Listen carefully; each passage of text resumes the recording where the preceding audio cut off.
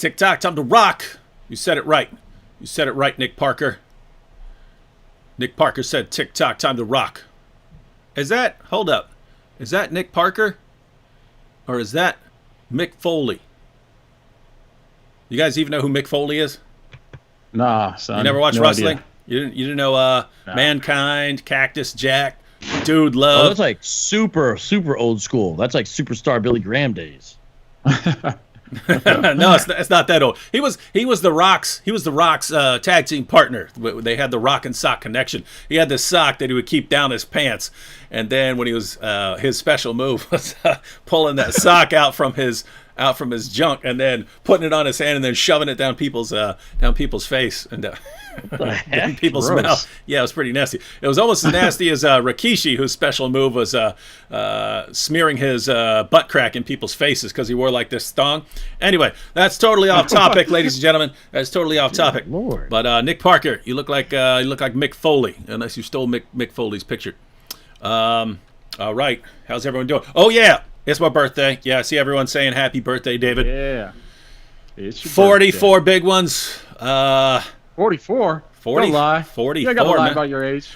You gotta lie. And you know what's cool? 44, that's like Dirty Harry's gun. So I feel like I have to be especially powerful this year. You know what I mean? Fofo. 44. You know, but really you're 64, so stop lying.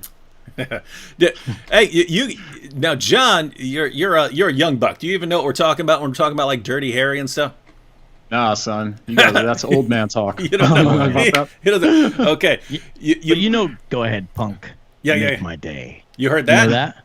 I've heard that, but I don't know who started Okay, it. Dirty Harry. I'll go ahead and break it down just because it's my birthday. So this is a movie called Dirty Harry, and the idea is he's like a great detective, but he's like a total dirtbag, right? The guy's just a dirtbag, right? And he'll do all sorts of horrible stuff. Well, he's in a coffee shop getting some coffee, and then he sees some guys jump out of a car and run into a bank, and he knows it's a robbery, and he tells the guy, and he tells the guy behind the counter, he says, go and call the police. And the guy says, what should I tell him? He goes, tell them there's a shooting in progress. Anyway, these guys come run out the bank. Dirty Harry starts gunning them down with his 44 Magnum, right? Boom, boom, boom, boom, boom, right? He's shooting. And then one guy lands on the ground, and Dirty Harry comes over with his 44 Magnum pointed at the dude, and then he goes, I know what you're thinking, punk. Did he fire 6 shots or just 5, right? Because he has a revolver. And you can see the guy's thinking, right? Did he fire 6 shots, in which case I can grab my shotgun and blow him away? Or did he fire 5, in which case, if I reach for my shotgun, he's going to blow my head off? And so Dirty Harry gives his famous line, I know what you're thinking, punk. Did he fire 6 shots or just 5? Well, to tell you the truth, I kind of lost count in all the excitement. But seeing as how this is a 44 Magnum, the most powerful handgun in the world, it can blow your head clean off. You ought to be asking yourself just one question. Do I feel lucky? Well, do ya, punk? And then the guy totally punks out. He backs down, and then he goes, I gots to know. And Dirty Harry walks right over to him, puts a gun to his head, and goes, click. So Dirty Harry knew he was out of bullets, and he just went through that line to keep the guy from reaching for the gun. Anyway, that's where that famous line comes from. Gotcha. Dirty Harry sounds like an OG. You know what's funny? I watched that when I was a kid, and I still remember that whole scene right there because it was pretty dope. Anyway. He's kind of an awful person, though. Really, he's movie. That's why I would like them as a kid. Sort of see what happens. Not letting my kids watch anti-hero. Dirty Harry. Yeah. He's a perfect anti-hero. As a matter of fact, there's a scene where a guy's about to commit suicide. Because you don't know why they call him Dirty Harry, except he's like calling people names and he's a total racist and things like that. And anyway, there's a guy who's about to jump off a building and he has the lift him up there. And the guy's like, I'm gonna jump. And he's like, I don't care if you jump. I just want your name so I can notify people because you're gonna be hard to identify after you hit the ground. And there's gonna be parts of you laying all over the place. Anyway, he starts messing with the dude until the dude like gets enraged at him. As soon as he leans forward, Dirty Harry punches him in his face and knocks him out, and then just holds him on the edge as he lowers it back down. Then he walks to his partner and he goes, now you know why they call me Dirty Harry, because the guy was wondering why they called him Dirty Harry. So yeah. Gangster. Yeah, he's pretty gangsta. All right, well, let's just say hi to everyone. Steven says hello. Hi, Hello. Zeke What's up, says. Steve? Zeke says, "Woo shoo flu." We are the Flu-Tang clan. Flu-Tang clan ain't nothing to cough on. Guys, remember? Flu-Tang clan ain't nothing to cough on. Ain't nothing to cough with. Well, yeah, if you were trying to stick with it, but we're nothing to cough on, man. I mean, yeah, but it's like if we have it, we don't want to cough on anyone else too, or we don't want to cough on anyone else anyway, too, ourselves. Yeah, but we don't want you coughing on us. I think it works either way. Like, Flu-Tang clan ain't nothing to cough with. Flu-Tang clan ain't nothing to cough with. Flu-Tang clan ain't nothing to cough with. Cough with. There's no place to hide as I step aside the room. Dr. Doom, prepare for the boom. Bam! Boom. Man! Jam, slam, scream like Tarzan. I haven't heard that song since I was a kid either. No, teenager Cat, fan. the mixer? Spider-Man. Oh, you got the mixer. Oh, snap. Oh, yeah. Yeah. Oh, you haven't seen, you don't know that he had that yet? He's been totally embarrassing himself. Hey, John McCray's getting out of sync again. We'll see if it goes in and out. Because he ain't got no rhythm. Anyone who wants to get John, well, we hear your voice, and that's what's most important. But anyone who wants to help John McCray get better equipment, you can go to his channel and subscribe on, become a patron, and that way he can quit using crap equipment. Try, man. Actually, you just need some tricked out internet. Unfortunately, yeah, I know. Unfortunately, I've noticed really awesome internet isn't always available in everyone's area. Like, for the upload, because when people are getting internet packages, they just want awesome download speed because they want to watch Netflix and stuff, and they don't care about the upload. But for people who are going live, upload is what matters. And like, you can have the most tricked out packages, and sometimes it'll just be like 10 megabits per second upload speed, whereas I got the gigabit package, but it's still like 600 or something. It ends up being not an actual gigabit, but it ends up being like 600 megabits, and so it's flying unless there's something going wrong. By the way, side note, we've had power outages here today, so yeah, I don't know if it's raining outside or what, but I've noticed the power going out. So if everything just goes dark, yeah, we'll get back on in a second. So Jabari says, "Happy birthday, David. God bless you with many more." The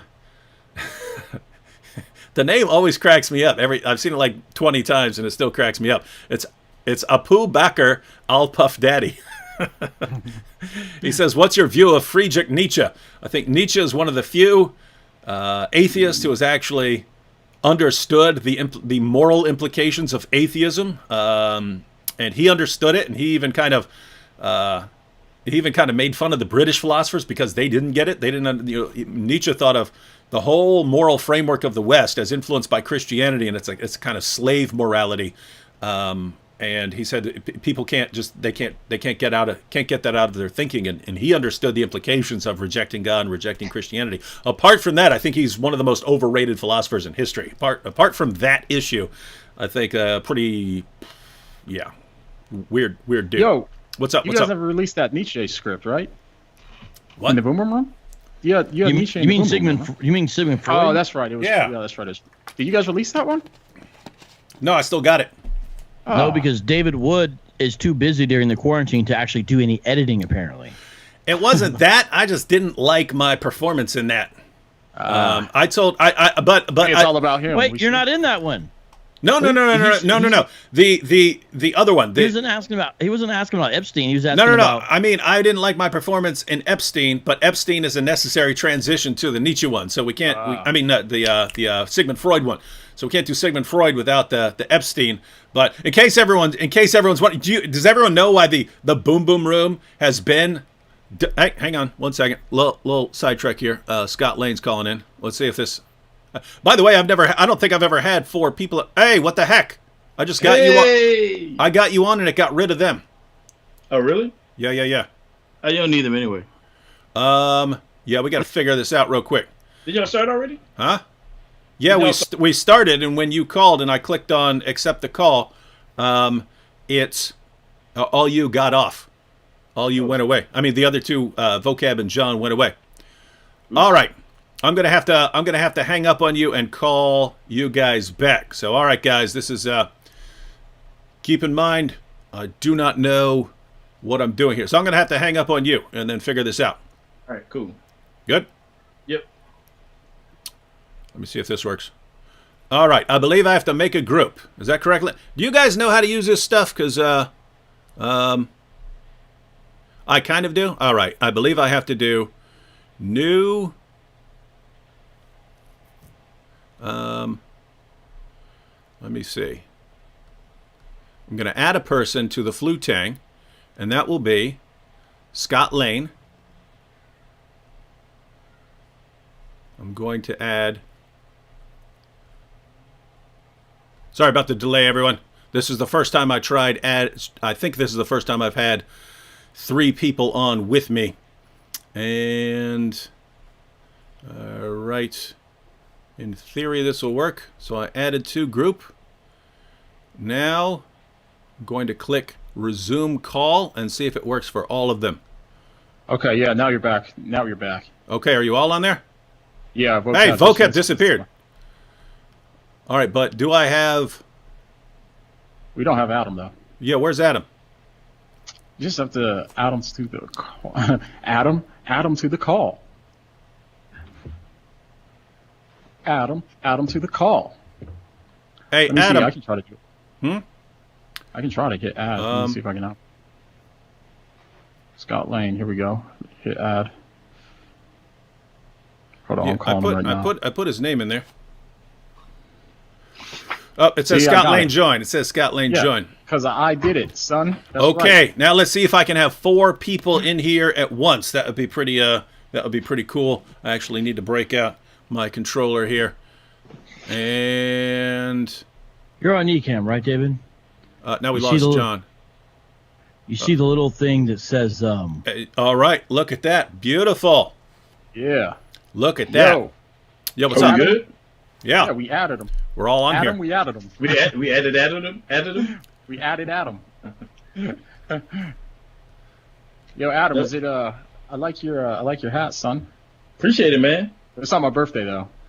It's Dave's birthday. No, it ain't. No, you know, I found out Adam's son has the same birthday as me, so that's cool. That's why you got a hat. Yeah, Because I was wondering how you got a hat. Keeping the fun rolling, man. I get my hat game up, son. Dope. Hey, I was answering. What? Vocab's Oh, gonna burn him today. David, do you think you could blow out your birthday candle? You get coronavirus all over all over the internet. there's a funny video going around of a dude. He's sitting in front of a little birthday cake, and he's got a mask on. So he pulls out a hairdryer to blow it out, and then you hear cheers. But he turns the camera around, and all his family is on computer screens. That's how birthday parties are. That's how birthday parties are now. Are you going to blow this thing out or not? Hey, right on, man. All right, we are good now. Yeah. Happy birthday to you. Oh, it didn't blow out entirely. Must be a true candle. You have to try one more time. Struggling there, buddy. Try one more time. What the heck, man? Shouldn't we do this? Why don't we do this on air? We are on air. What are you talking about? You're live, man. You're live. This is what Vocab does when we're live, right? We got millions of people watching for YouTube Apologetics, and Vocab has me repeatedly blowing out a candle. All right, here we go, Vocab, to make you happy. Ready?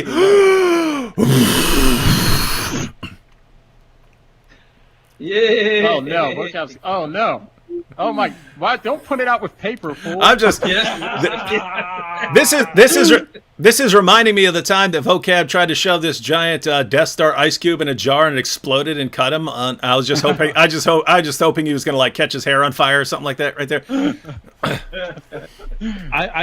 These are relight candles. I kind of forgot about that. Oh, don't worry, I'll take care of it though. I'll take Yo, care of Cav, do some spit. No, I know how to do it. But hey, happy birthday, you know? Yeah. All right, everyone's wishing me happy birthday. All right, we'll post some happy birthdays real quick. Fred Sanford says happy birthday, David. Benjamin Stoll says David looks so young for 59. Thank you.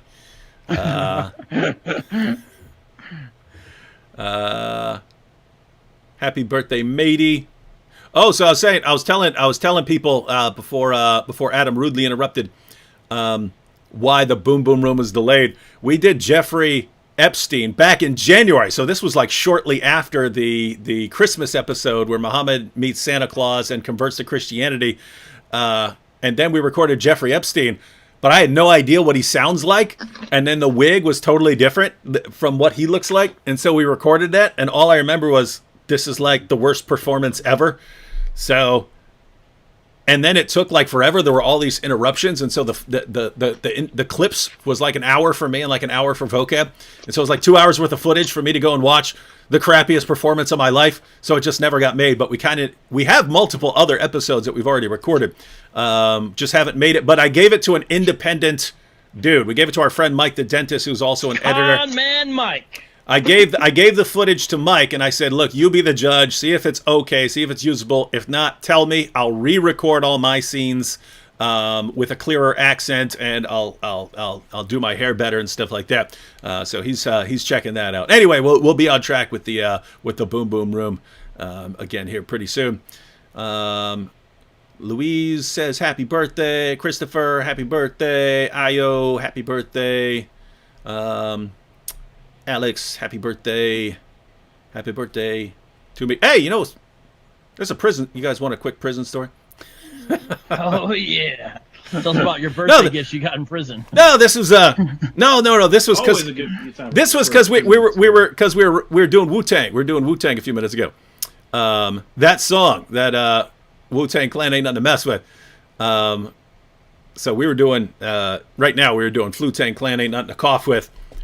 But I worked in the stock room at Stanton Correctional Center, and that's a job everyone wanted because you were locked in there with all the food. Everyone else wanted the job because they wanted to sell stuff to other people, right? Like if you want your jar of peanut butter refilled, you could go buy a jar of peanut butter on the canteen for $4, or you could give a dude like $2 who works in the stock room, and he'd fill it up for you. So other people just wanted it to get a bunch of money.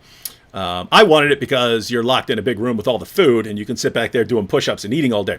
Anyway, the truck would come in like twice a week loaded up with all the food that we're going to eat through the week. So this is like, I don't know, 700 inmates or something like that. So you have these big trucks coming in. You have to unload all these boxes of food and stuff like that. So anyway, we would be unloading. And because the whole kitchen, everyone who worked in the kitchen would have to come out and unload. And then I work in the stock room, so I have to organize and stuff. But we'd be unloading, and I would just do like random songs, but I would modify the lyrics so it's about what we're doing while we're unloading this truck. So one day we're unloading this truck, and I'd be rapping some song, but I would randomly pick up a box and look at it and then insert that into the lyrics. And so it wouldn't rhyme or anything like that. I'm just inserting, peanut butter, right? So I was rapping that song. And so I started off and I start going, when I stock in the stock room, my stocking is awesome. I'm causing more family feuds than Richard Dawson. And the survey says, and I grabbed the box. So I grabbed the box of whatever it's going to be. Again, peanut butter, corn, could be anything. I said, and the survey says, and I go, peaches. And it was a box of peaches. And I don't know why, but I lost it because it actually rhymed at random. Survey says, and peaches rhymes. And it was a close rhyme. Anyway, I just lost it. I was pretty useless after that because I kept thinking about how hilarious it was that a random box fit in to my messed up Wu-Tang song. Man, white people problems. Yeah. Anyway, that was my Hey, Adam. iPhone G from a couple minutes ago. No, not at all, bro. I can't relate. I can't relate. Because you guys are little goody two-shoes. You ain't been locked up, right? You guys are little goody two-shoes, little goody two-shoes, little goody two-shoes. I can't relate to you not being able to rhyme. That's not. I did rhyme. Survey says peaches. Yeah, but you rhymed it with what? What did you rhyme it with? Hey, look! Hey, look at this. Survey says peaches. Hey, skin's white like bleaches. Hey, Templar Bear says, David, you have to watch The Big Show on Netflix. Now that is so weird because one, I did not know that The Big Show was a show until literally 10 minutes before we started this live stream. My son Paley, who he's disabled, so he sits in his he's in bed, and so anyway, I turned on a show for him. And I just randomly clicked on Netflix, and The Big Show popped up. And I go, okay, well, he can watch The Big Show. And I clicked on it. So that's the The only 2 times I've heard of the show, the big show, have all been in the past 40 minutes. One right before we started and right now. So anyway, I might have to check it out now. It might be a sign, ladies and gentlemen, a sign. And Fred Sanford here says, topic for today, how to do YouTube apologetics. Live with Vocab, John, Adam, and David. So guys, it's interesting. Real quick, you should give a shout out to your super chats though first, bro. You got Madeline G. Oh yeah. Theistic Lean, I'm gonna get to him. I realize I've been running my mouth for 20 minutes, 20 some minutes, and then we haven't even got to the introductions and stuff. So each one of you, independently, go ahead, introduce yourself, say what you do on YouTube, and give people some tip, because I wanted to point this out. I do sometimes I go live here, but sometimes I do I go live with a particular group. Like last night I went live with a Ratio Christi group and stuff like that. And anyway, when I go live with individual groups, right? So that's not live on YouTube. That's like on Zoom with a private group. But a lot of the questions are, hey David, I just started a YouTube channel. What tips do you have? How do I get subscribers when I don't have any yet? How do I go through this and stuff? And so, guys, there's a big interest out there. So you guys have been doing it for a while. I guess Adam is the youngest, but although you've been doing YouTube for a long time, but you've been stepping up your game more recently. But John's been going hard for a couple of years. Vocab's been going hard with live streams for the past couple of years. I've been going hard for like 10 years straight. But yeah, go ahead and explain what you guys do here, and then give your thoughts or any tips you might have for YouTube, something you might have learned the hard way. And then we'll talk to the super chats, and we'll basically get to where we're just taking questions from the chat. It's my birthday. We're laid back, right? We're not gonna be sticklers for too much. But all right, who wants to start? Vocab, you're on the top left corner. I am in the top left corner. Mm-hmm. Aiden had an actual question that was relevant. Oh yeah. You remember good old Aiden? Aiden. I thought we could. Aiden goes he's in hard. the hot zone right now too. Yeah, he's up in New York. Oh yeah, Aiden, how's it looking with coronavirus up there in Harlem? Yeah. All right, go ahead, Cap. Well, I was trying to go back and find his actual question. Where did it go? Aiden, just post it again, bro. Why is that for? I've got a tip. Oh, you got it? Want to hear Okay, go ahead. Yeah. This whole time I've been trying to play it off, keep a straight face, but I'm trying to be live with you guys, and I've got one of my videos playing in my computer. I can't figure out what program it's playing on. So I've had myself muted for the last 5 minutes. I'm trying to keep a straight face. trying to figure out exactly where this thing is coming from. And I was like, I'm going to play it off, but I figured maybe I'm sitting here looking constipated. So I was like, well, maybe I should just say something. But I can't figure out where it's coming from. Probably that usually happens for me on what's that Apple? iTunes. If you have iTunes on there, get rid of. If you plugged in your headphones, it might have just activated it. Close out iTunes, and then if that doesn't work, then close your browsers. Close down Google Chrome or Safari, whatever one, because you don't need those on Skype. So just don't close out Skype. I just closed out iTunes and Chrome, and it's still going. I have no idea where this thing is playing from. Well, man, you're just gonna have to stick it out. Yeah, I'm gonna mute myself until the video's over. No, we can't hear it though, so that's okay. Oh, y'all can't hear it? Yeah, but he needs to hear us though, John. Oh, I can barely hear y'all. Okay. I've been sitting here trying to laugh at jokes and keep a straight face while I'm scrambling behind the scenes trying to. Yeah, you got your cloth, you sweating and stuff, man. I was worried about you. So I don't know. All right. So if y'all can't hear it, then I'm good then. We're good. All right, let's go, Cap. Aiden wanted to know what's the most important thing to do, I think, when you start an apologetics YouTube channel. I can't find his comment again, but I'm pretty sure that's what he asked, because I had said it earlier. And shout out to Carmel Crunk. You're getting a lot of birthday love, bro. So shout out. Oh yeah, and it's her birthday too. Yeah, so that's Adam's son. birthday. That's Adam's son and Carmel Crunk and me. And statistically, I mean, we're at 400. Right? We're at 400, a little over 400 right now. But statistically, yeah, there should be one or two, or possibly more, on here who have the same birthday. Oh, is that a common birthday or something like that, or? No, it's just there are only 365 possibilities. Oh, okay. Yeah, true. Yeah, good point. I was gonna like follow-up joke was gonna be there's nothing special about your birthday then, but it's kind of killed that. 300, I guess 366 possibilities for kids who are born on leap year. Leap year. Mm-hmm. Yeah. And we also got MJ Jackson in the house. Sent another super chat. Everyone's MJ. All right, so we're gonna answer Aiden's question. Yeah.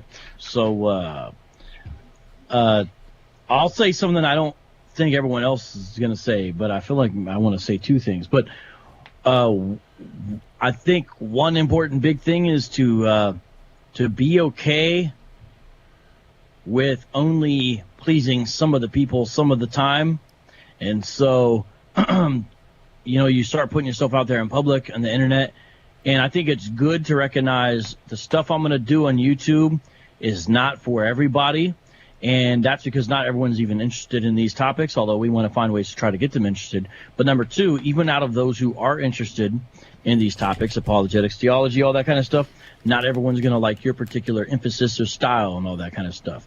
And basically, if you try to play it safe, no one's really going to be interested in watching you, because then you're not actually going to be interesting. So be yourself and go at it and be okay with that. And you can change and grow as you go along, but I think that's important. And then number two is, try to build a tribe. And what I mean by that is basically is to try to think of things and encourage things that aren't just about you on what you're doing. Try to think of things that help grow a community. And so I think that there's different things that work for different people. Some people, part of the ways they build community are they actually include the viewers in a lot of their personal life, even though they're just doing apologetics. That's one thing actually to a certain extent David does. You know what I'm saying? I mean, he's over there with Manny and this and that. Now, I don't think that works for everybody, and there's different levels of how you can do that. That's an idea, because then it's like you're connecting in various ways. So there's various ways to do this, and we could talk more about that. But to me, those are two things. Like, basically, be okay being yourself, because you realize, it's all right, and go hard at doing that. And then kind of related to that is build your tribe, meaning then there will be certain people who are attracted to the certain kind of things you're doing. And then within that, you don't just want to sort of attracted to, you want to also then build community of those other people. So those are two things I would say, which may not be the first things you think about when you think about an apologetics channel. That's why I mentioned those two. Mm-hmm. So there's me. Well, David asked for one, not two. So thanks for being disrespectful of his time on his birthday. You guys, okay, man.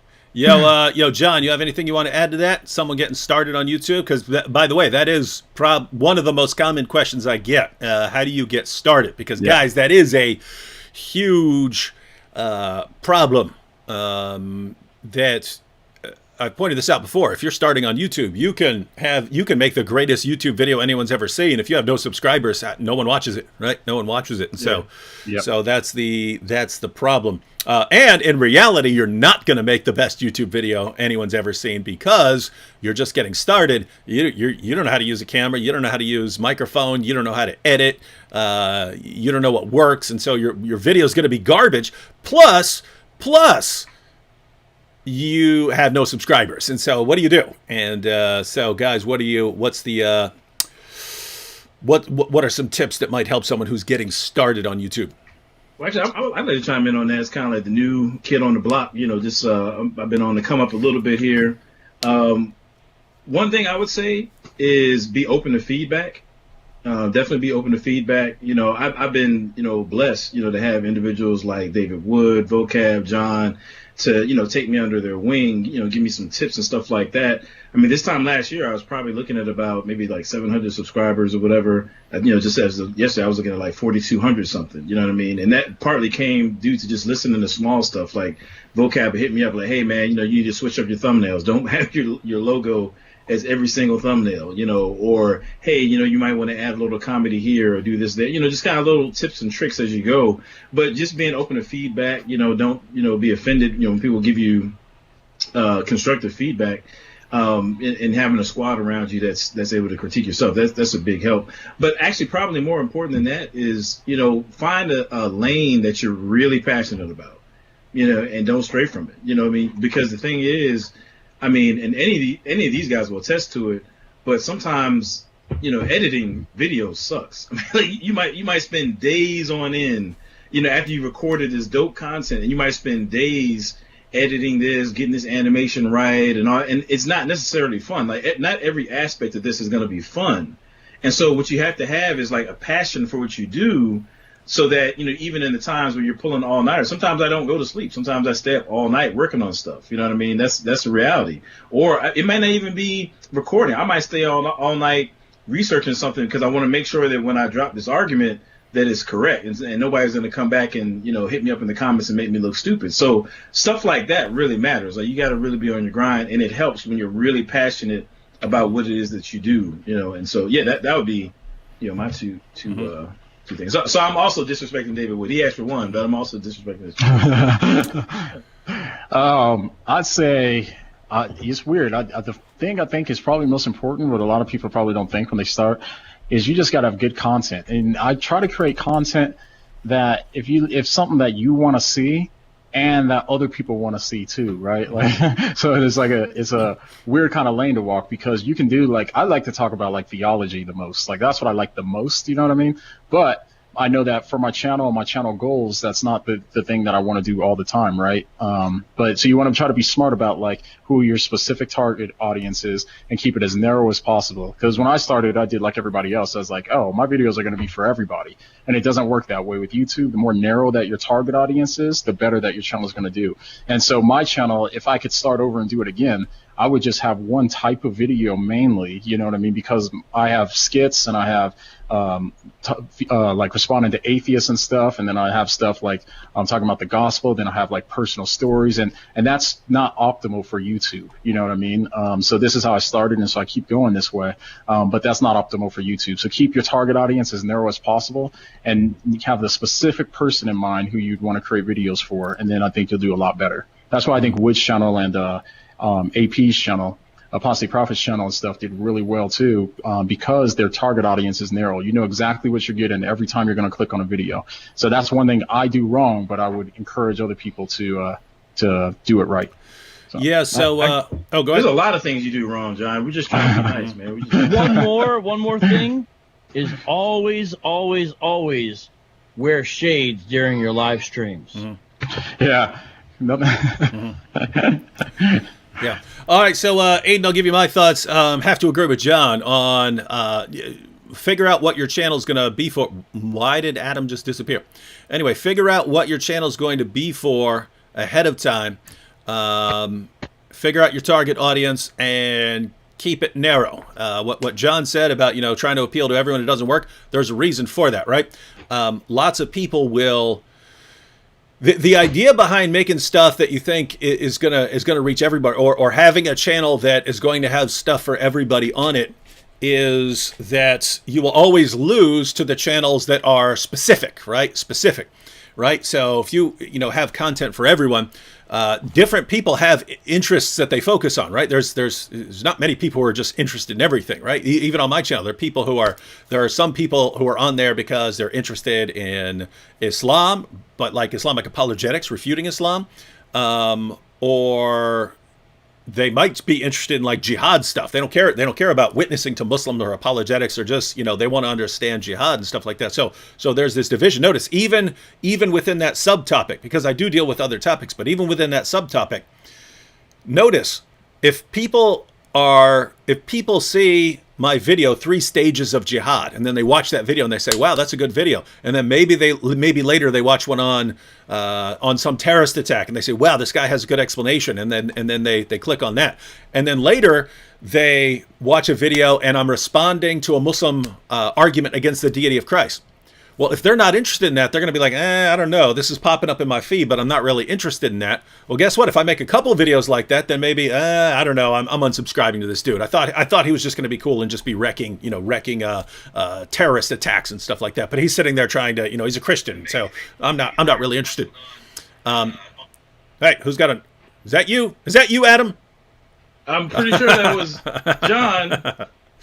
Yeah. So anyway, the idea is some people are going to watch a particular video you like. They're going to like that video, and they're going to subscribe because of that video. Whereas if you just have stuff that's kind of on all kinds of random stuff, then the next time they see your videos popping up, it's stuff they're not interested in, and then you unsubscribe. Whereas if someone subscribes to you because your channel is all about vegan baking, let's say, right? You love vegan baking and you make a channel on vegan baking. Guess what? The only people who subscribe to you are people who are interested in vegan baking. So if all your videos are about vegan baking, you don't lose any subscribers, right? You're talking about the stuff that group is interested in. So yeah, figure out, what your channel's for. As other people said, let who you are stand out, because at the end of the day, what really lasts on YouTube is, over time, people feel like they get to know you, which you don't always, get from reading a book or from seeing a person lecture. You can watch a William Lane Craig lecture. You don't feel like you know William Lane Craig, but after, years of, watching somebody on YouTube and they're talking directly to the camera or actually interacting on live stream and in the comment section and so on, you start actually knowing people. And so, do those things. Also, go to some channels that are like, I think there's one called Video Influencers and stuff like that, but they're the channels that are actually about, how to make thumbnails, how to get started on YouTube, how to get your first 1,000 subscribers. Matter of fact, just type in something like that, how to get your first 1,000 subscribers or something. Or how to get started on YouTube, and start watching some of those videos, because we had to learn a lot of stuff the hard way.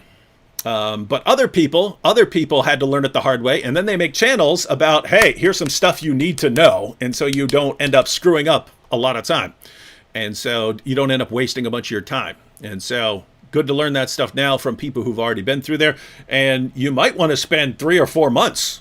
You might want to spend 3 or 4 months watching videos on all of these topics, because it's, how to record a video, how to edit a video, how to get good sound quality, that sort of thing. Then, how to title videos, how to make good thumbnails, all kinds of stuff to learn for YouTube. Learn all that stuff at the beginning before you go on there, because gosh, I could spend probably 6 months just going back to the videos I made for my first 5 or 6 years and fixing them, because I did them all wrong, right? The descriptions are wrong, the thumbnails are wrong, the titles are wrong. I can just go back fixing those things because I messed them all up and didn't find out till later. All right. Hey, can I add one more thing on top of that? Yes, you can. Or maybe actually I want to kind of throw a question out. So one of the hurdles for me, and I feel like Vocab kind of touched on it, but like one of the hurdles for me that I think is important for being a YouTuber is, on the one hand, everybody wants to be liked. I mean, you want people to like your videos, share your videos, and all that kind of stuff. But I feel like there's this underlying skill to learning how to not be liked.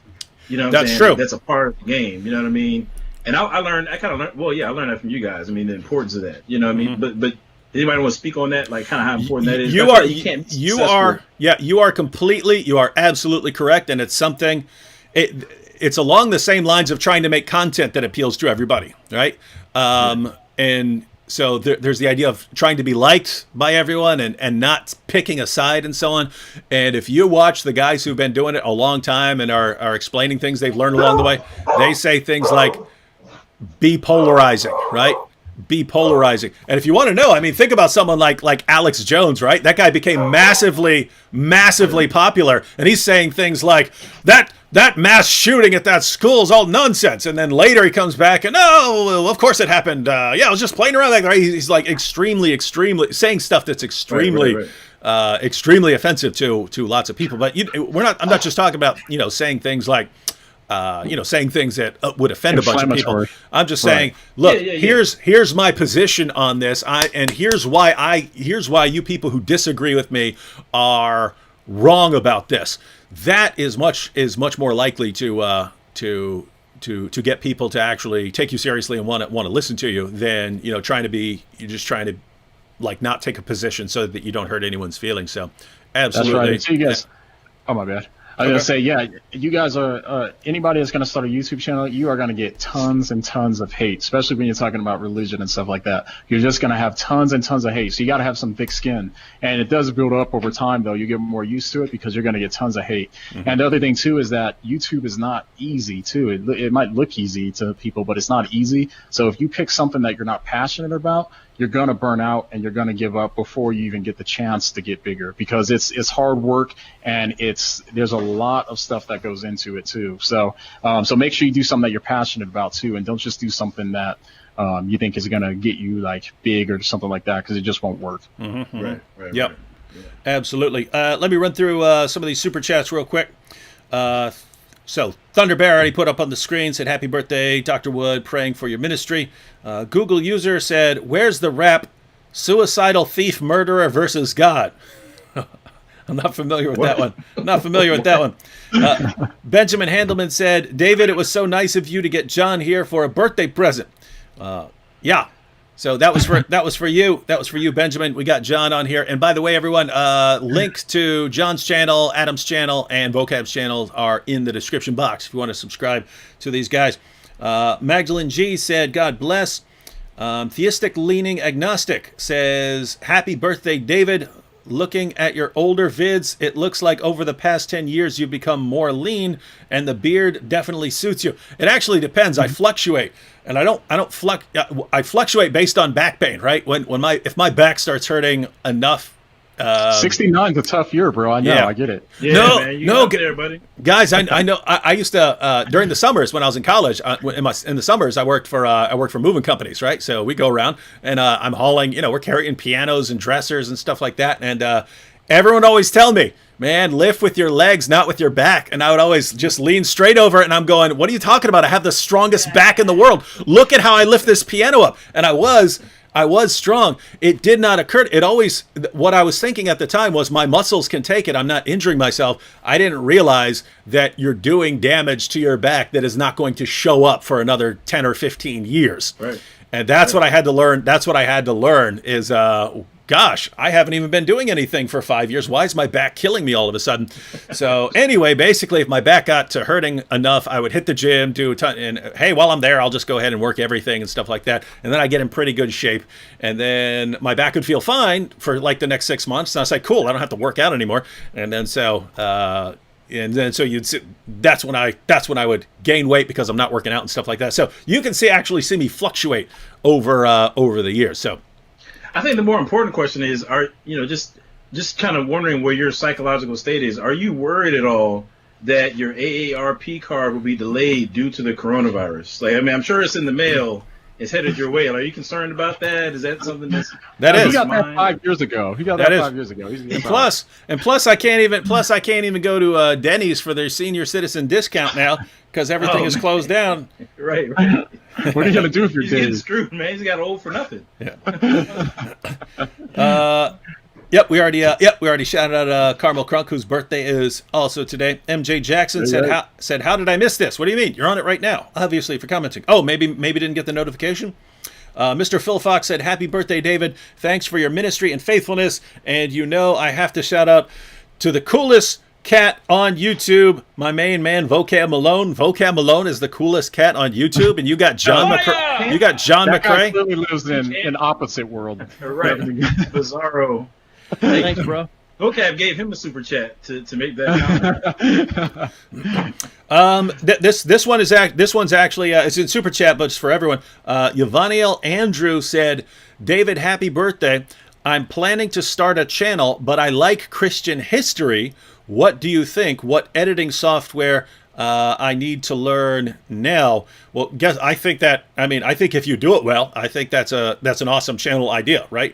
Christian history. You're making videos about Christian history, and because you can start time of Jesus and stuff like that, and so there's all sorts of information there. But also, people know very little about Christian history, and you see this when everyone will say anything they don't like about Christianity, and they'll say it happened at the Council of Nicaea, when they clearly have no idea what happened at the Council of Nicaea. We know everything that happened at the Council of Nicaea, and know that didn't happen at the Council of Nicaea. You giant moron, right? So, actually going through Christian history would be an awesome idea for a channel. You said, what editing software do you need to learn now? Well, fortunately for most of my videos, I only use iMovie, right? And that is like the easiest program on the planet. If you have a Mac, then iMovie comes with your Mac, whether it's a laptop or whether it's a desktop. iMovie comes with a Mac. and very easy to learn. You can basically go on. You could basically go onto YouTube and type in, how to use iMovie and look at a recent one that's made in 2019 or 2020. Watch that. You're not going to have any problems learning how to use that to edit videos. So I use, because notice most of my videos is just me sitting in front of a bookcase talking, and then there'll be, graphics and stuff that pop up on the screen or quotations, but you can do all that in iMovie. But if you need, now sometimes I need something more sophisticated. In other words, if you need multiple layers and stuff like that, then I use Final Cut, which is more sophisticated. But even now they've made them closer together, right? So several years ago, Final Cut was very, very, very, very, very different from iMovie. Learning one didn't help you learn the other. But since those are the ones both put out by Apple now, they've brought them closer together over the years, so that now it's like a stepping stone. Learn iMovie, and then Final Cut is just you learn the extra features, and they're set up very similar and stuff like that. So those are my thoughts on there. But guys, what do you think about Christian History Channel? And you guys agree on the editing software? Are you guys just Final Cut guys? You use iMovie too? What do you guys use? I'm Final Cut. I'm an iMovie guy.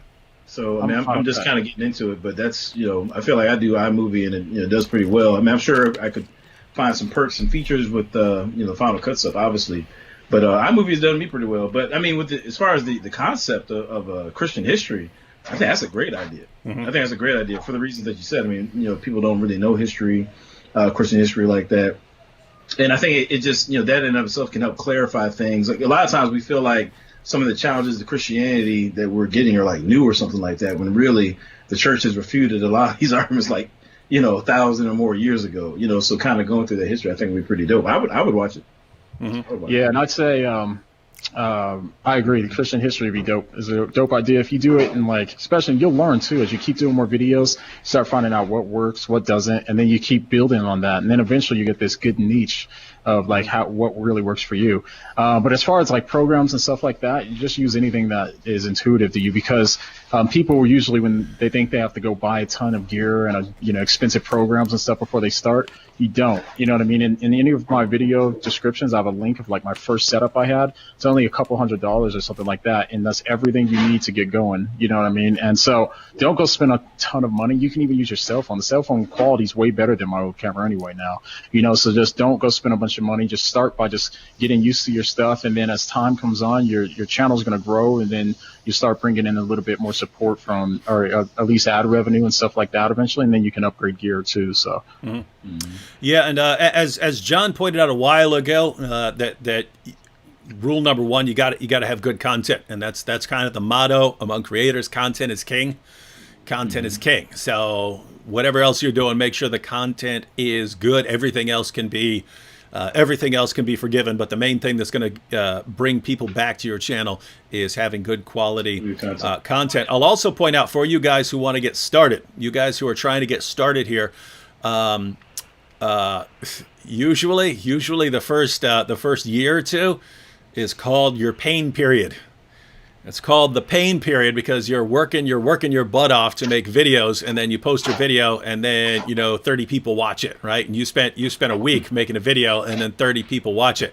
Now, if you actually know someone who has a bigger channel, that can help, because the easiest way to actually get over that initial hump of going from not having any subscribers to having some subscribers, the easiest way is if you actually know somebody who can tell other people about you, right? So when Adam posts stuff, we know that he's kind of getting started off with YouTube Apologetics, and so we'll tell people, hey, you need to check this guy out. So if you know people, other people who are YouTubers, that can help a lot.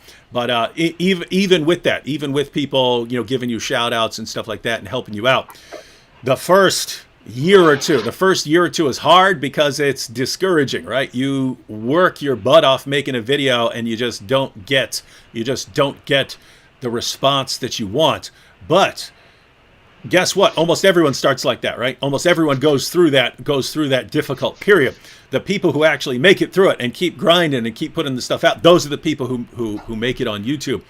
And so, the idea is just be ready for that, right? Be ready to work hard and not see a lot of fruit. You got to keep doing it. You got to keep doing it. But after a couple of years, then it becomes more of a self-sustaining process, because I'll tell you, it is exciting to sit down, record a video, edit the video, post the video, and you check next day and it's got 59,000 views, you know, after one day, right? That becomes automatic, like instant gratification. So you get into a loop where, oh, this is awesome. Oh, it's cool. Oh my goodness, look at all the people who are watching this in Pakistan or in India. Look how many people on the opposite side of the world are watching this. And that makes you want to go back. So at first it's, gosh, I'm putting so much work into this and getting so little out of it.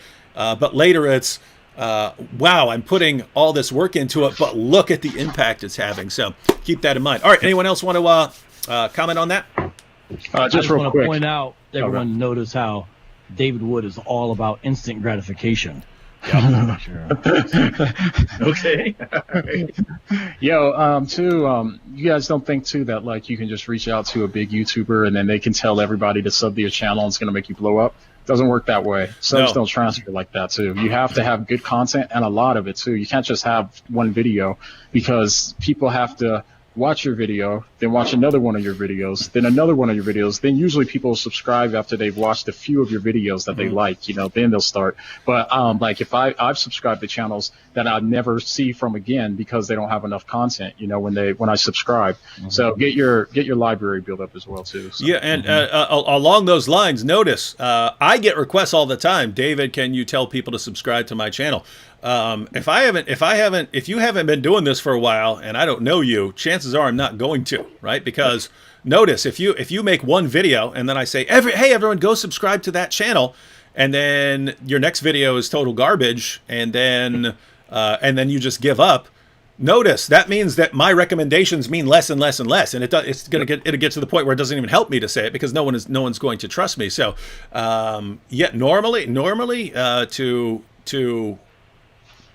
normally for people to sit here, for other people to sort of vouch for you and say, hey, you need to check this guy out. Either they need to know you, right? And they need to know, okay, I know this guy is going to be making better and better content. So I trust him, and I can send people his way. Or people just have to see, okay, you know, this guy's been making videos for the past 2 years, and he's making good videos, and I've watched. So this is like with Islam Critique, right? I was looking. Islam Critique made videos for an entire year, and he was making really, really good content. He was just stuck without, you know, didn't have a lot of subscribers, and it's just hard getting started without a lot of subscribers. But you could see that he's consistent. He's consistently making good content, and then so we started pointing people towards his channel and stuff like that. Now he's got like over 18,000 or something like that. Yep, that's how it works. Hey, you know what? I want to throw something in there too. Just as somebody who's kind of on the other side of the fence, like, you know, a guy who, you know, I feel like I've said it like 5 times, but I'm trying to get my thing up and going here. And one approach that I've taken is if I do reach out to somebody, or if I connect with somebody, I try not to make it just about like subs or something like that. You know what I'm saying? Like, you know, I really want to connect with them, because I mean, at the end of the day, we're Christians. You know what I'm saying? Like, you know, I don't want to be exploiting people, you know, for subs and notoriety or whatever. That's what Vocab does. Yeah, that's Vocab all day. I was forced into YouTube. That's the opposite of the truth. I was pulled, kicking and screaming. I was totally dragged here by David Wood, like a caveman with a woman wearing, you know, like I was. That's what happened with me. Even though I don't really. This analogy is going a real dark place, man. So I'm gonna. Well, okay, I'll let you have it. Go ahead, and talk about how you're trying to get your thing up. Okay. But so no, I mean, at the end of the day, it's just like be authentic. You know what I'm saying? Be authentic. You know what I mean? You don't want to be just like, yo, man, can I get like 500 subs? You know, like or whatever. You know, like me and John. I guess maybe our situation is a little bit different. We connected kind of more organically because we were just out here doing apologetics. Yep. We were in some of the same forums. I'm saying that, you know, he reached out to me or I reached out to him, however it went, and we just kind of progressed from there. That was before he had his channel. And the same thing with Vocab. You know what I mean? I was doing my Tru-ID podcast, you know, reached out to him, interviewed him, and so that kind of developed organically. And these guys, what's that? That was years ago. That was before I even thought about starting a channel. Way before we already had similar interests and we were talking all the time. So. Yeah, we were doing debates and stuff together. So yeah, that was years ago. Yeah, that was a while ago, man. Exactly, that's what I'm saying. And so that developed organically, and then you two guys, lo and behold, somehow, meet up with David Wood, and then y'all referred me to him. So like all that kind of happened organically. You know what I mean? It wasn't like I was like, like sub chasing, so to speak, or whatever. Nah, you were plotting. You were plotting. You saw it. You said, "Hey, let me become buddies with John because he knows David Wood, and then I'll steal all David's subs, and then I'm good to go." I'm gonna start the real Apologetics Empire. That's hey, hang on. Check this out. Check this out. Comment from Zanelli here. David Wood. I was believing Muslim. I have seen all your videos. I wish I had never seen your videos. Because of you, when I read the Quran, there is something inside me that says the Quran does not come from Allah. Wow. Well, Real? Yeah. Well, Zanelli, that thing inside you that is telling you that the Quran does not come from God, that's your brain. And what happened is, I understand. So just to be clear, I'm not saying that Muslims don't use their brains. I'm saying, if all you hear all your life is the Quran is this masterpiece and Muhammad's the greatest man who ever lived and the Quran's filled with all these scientific insights and blah, blah, blah, blah, blah, then it makes sense to your brain to think, oh, this must be from God. But when your brain is then filled with facts that completely contradict everything you've been told, then your brain starts telling you, wait a minute, there's something wrong here. This isn't from God. There's a problem here. Houston, we have a problem. So yeah, it could also, I mean, I'm sure people are going to jump in and say, no, it could be, something spiritual or something like that. But simplest explanation here is once you learn enough about the Muslim sources, and once you learn that the arguments that are used to prop up Islam are a bunch of nonsense, then yeah, something inside you starts saying, come on, this is not true. And so, Zanelli, I encourage you, keep studying, keep watching videos, learn more and more and more and more and more. Definitely need to reject Islam and pay attention to some of the videos on Jesus and his resurrection. All right, guys. Couple more super chats here. Christine S says, "Happy birthday, David, and hello to my favorite YouTube crew." I guess that means you guys. Thank you. That's right. Thank you for all the good work that you do and generously share with us. Yvonne Andrew again. Also says, David and friends, maybe you can open a mentor/class to teach about open YouTube topic, Christianity. I'm in Indonesia. It's quite sensitive. I understand things can be rough in Indonesia, but yeah, we're gonna be doing all sorts of stuff here on YouTube. Me and John are actually planning on making doing some creator stuff, basically doing something more formal on running people through the topic of how to get started on YouTube. Running people. What the other thing? I was going to be taking I was waiting for the beat to drop, man. I was somewhere with that, man. Yeah. So taking a spear to his listeners. Yeah. So I'd like to just run through all the basics. Here's as far as cameras. Okay. Here's how to use your cell phone if you need to make videos. Here's how to use a camcorder. Here's how to use this. Here's how a mic works and stuff like that. Run everyone through that for people who want to get started. You guys see any? I've still got more super chats here, but I don't want to keep talking when all you guys are here. If you guys see comments you want to address along the way, feel free to jump in anytime. Actually, I saw a question from. I thought it was kind of interesting. Let me bring it up. I cut and pasted it right quick. I think it's from Black Tuesday Films. It says, "What's a more effective way of studying apologetics/philosophy for YouTube videos?" I thought it was kind of interesting. That's like saying, how do you mix oil with water? I was just kidding. Right, yeah, I thought it was kind of interesting. I want to see you kind of throw it out to you guys, see what y'all thought about that. Yeah. So it's about studying apologetics and philosophy for YouTube? Yeah, it seems like he wants to more effective way of studying apologetics, most effective way of studying apologetics/philosophy for. He says YT videos, but I'm assuming he means YouTube. Yeah, YouTube videos. Yeah, he's probably saying, how do you integrate philosophy into YouTube content? That's what I understand him to be saying. Right. What's the problem with that?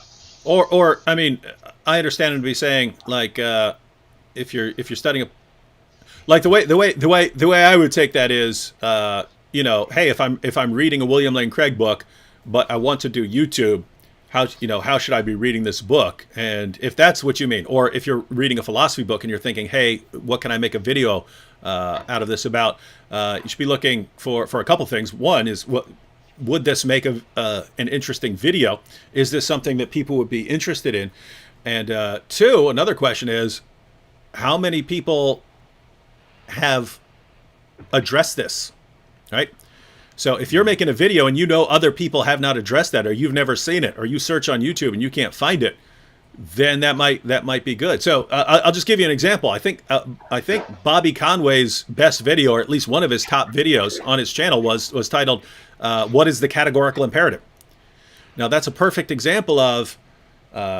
That's a perfect example. Now, why would that be his top video or one of his top videos? And the reason is, even though there's not a super high demand for something like the categorical imperative, there's a low supply. There aren't a lot of videos on the categorical imperative. So whenever anyone goes to introduction to philosophy class and they get to Kant, they read about a categorical imperative, and now people study on YouTube, so they look up what is the categorical imperative, and if you have the video on that, then you people find you. And so kind of look for stuff like that. Hey, here's something that would be interesting. Here's something that people might be searching for, but other people aren't posting videos on this. So maybe I need to, maybe I should be the one doing this. What do you guys think? Yeah, no, so that's good. And if you meant it in the way that I understood it, then I'd say that, like, you have to try to see what's transferable. Like, I spent a lot of years studying apologetics and philosophy and stuff like that, and I take that same thinking into my videos and stuff like that too, but I want to make sure it's content that's going to be very, my goal was always never to be an academic channel. I always wanted it to be accessible to anybody, but try to give them that same truth in ways that are just practical, right, without trying to compromise the integrity of that. So just try to think of all these concepts and stuff, and a lot of times you'll lose a little bit of the rigor when you use other kinds of words, but try to see if you can think of ways to use simple words to describe the stuff that you're trying to get in philosophy, and mix it with something that's going on or something that people can relate to. You know what I mean? Whether it's in current events or whether it's in just practical stuff, something that people can relate to. So that way you kind of bridge that world of making it more YouTube accessible, unless your channel is going to be more academic focused. You know, if that's the case, then you can keep it. But yeah, so that's what I'd say. Yeah, actually, to kind of piggyback on that too, like, I think that there are some branches of philosophy, if you will, or areas of philosophy that are easier to marry to the YouTube world than others. Like, so for example, if you want to talk about, like, you know, I don't know, abstract objects or something like that, or, you know, just are numbers real or aren't they, you know, or whatever, you know, some those hot kind of topics things. There, Adam. Got some hot topics there, bro. That's my point. That's my point. You know what I'm saying? Like, you know, I mean, there's not really a lot of ways you can go with that to bring it down to the everyday person. You see what I'm saying? Whereas something like morality, you know, morality is going to permeate just about everything that people encounter. Like, it's in the headlines, it's in people's personal lives, in your everyday life. So, you know, things like the moral argument or just anything in the realm of morality is going to be a lot easier to bring into that everyday, you know, sphere, so to speak. And so, kind of to John's point, so you kind of want to think about what areas of philosophy are you interested in. And, you know, how would you go about, you know, bringing that down to the average man, so to speak? You know, some branches are easier to do that than others, you know. Yeah. Mm-hmm. William Lane Craig seems to think that abstract objects are interesting. I mean, that's like his project, right? That's his thing. I love Platonism, or studying that stuff, Platonism, and thinking about Platonism? Wait, what's going on here? No, man? I like thinking about it. I love the abstract objects and stuff like that. I do love that weird niche, but I'll never use it in a practical conversation, probably, for the most part, you know. Mm-hmm. But it does parallel with a lot of stuff in philosophy, but I love that topic. Okay. Speaking of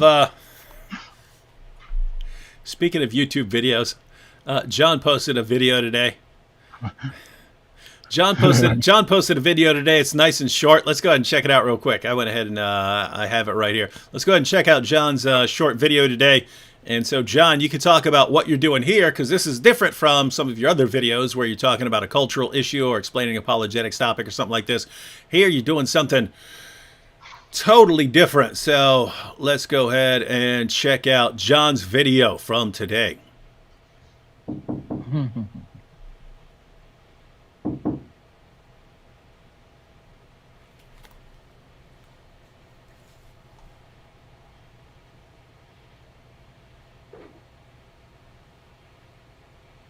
Why are you sitting in the dark like a vampire?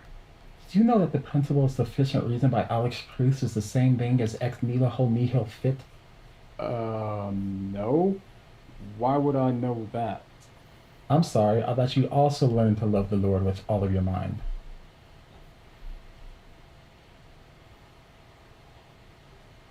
Alright, yo, why you bugging? You alright? I'm not bugging. I'm preparing to save the world. Yeah. Alright, well, yeah, I was just letting you know that we ain't got no toilet paper. Bunch of spooky acting brothers buying up all the toilet paper and panic and all that. We've been out since yesterday. Yes, I already know. I'll be fine, Daryl. And I'll be fine for at least the next month. Word? You got a secret stash in here? No, I've been using Richard Carrier's book on the historicity of Jesus. 712 pages should suffice for now. Don't worry, I saved Joel Osteen your best life now if you need some too.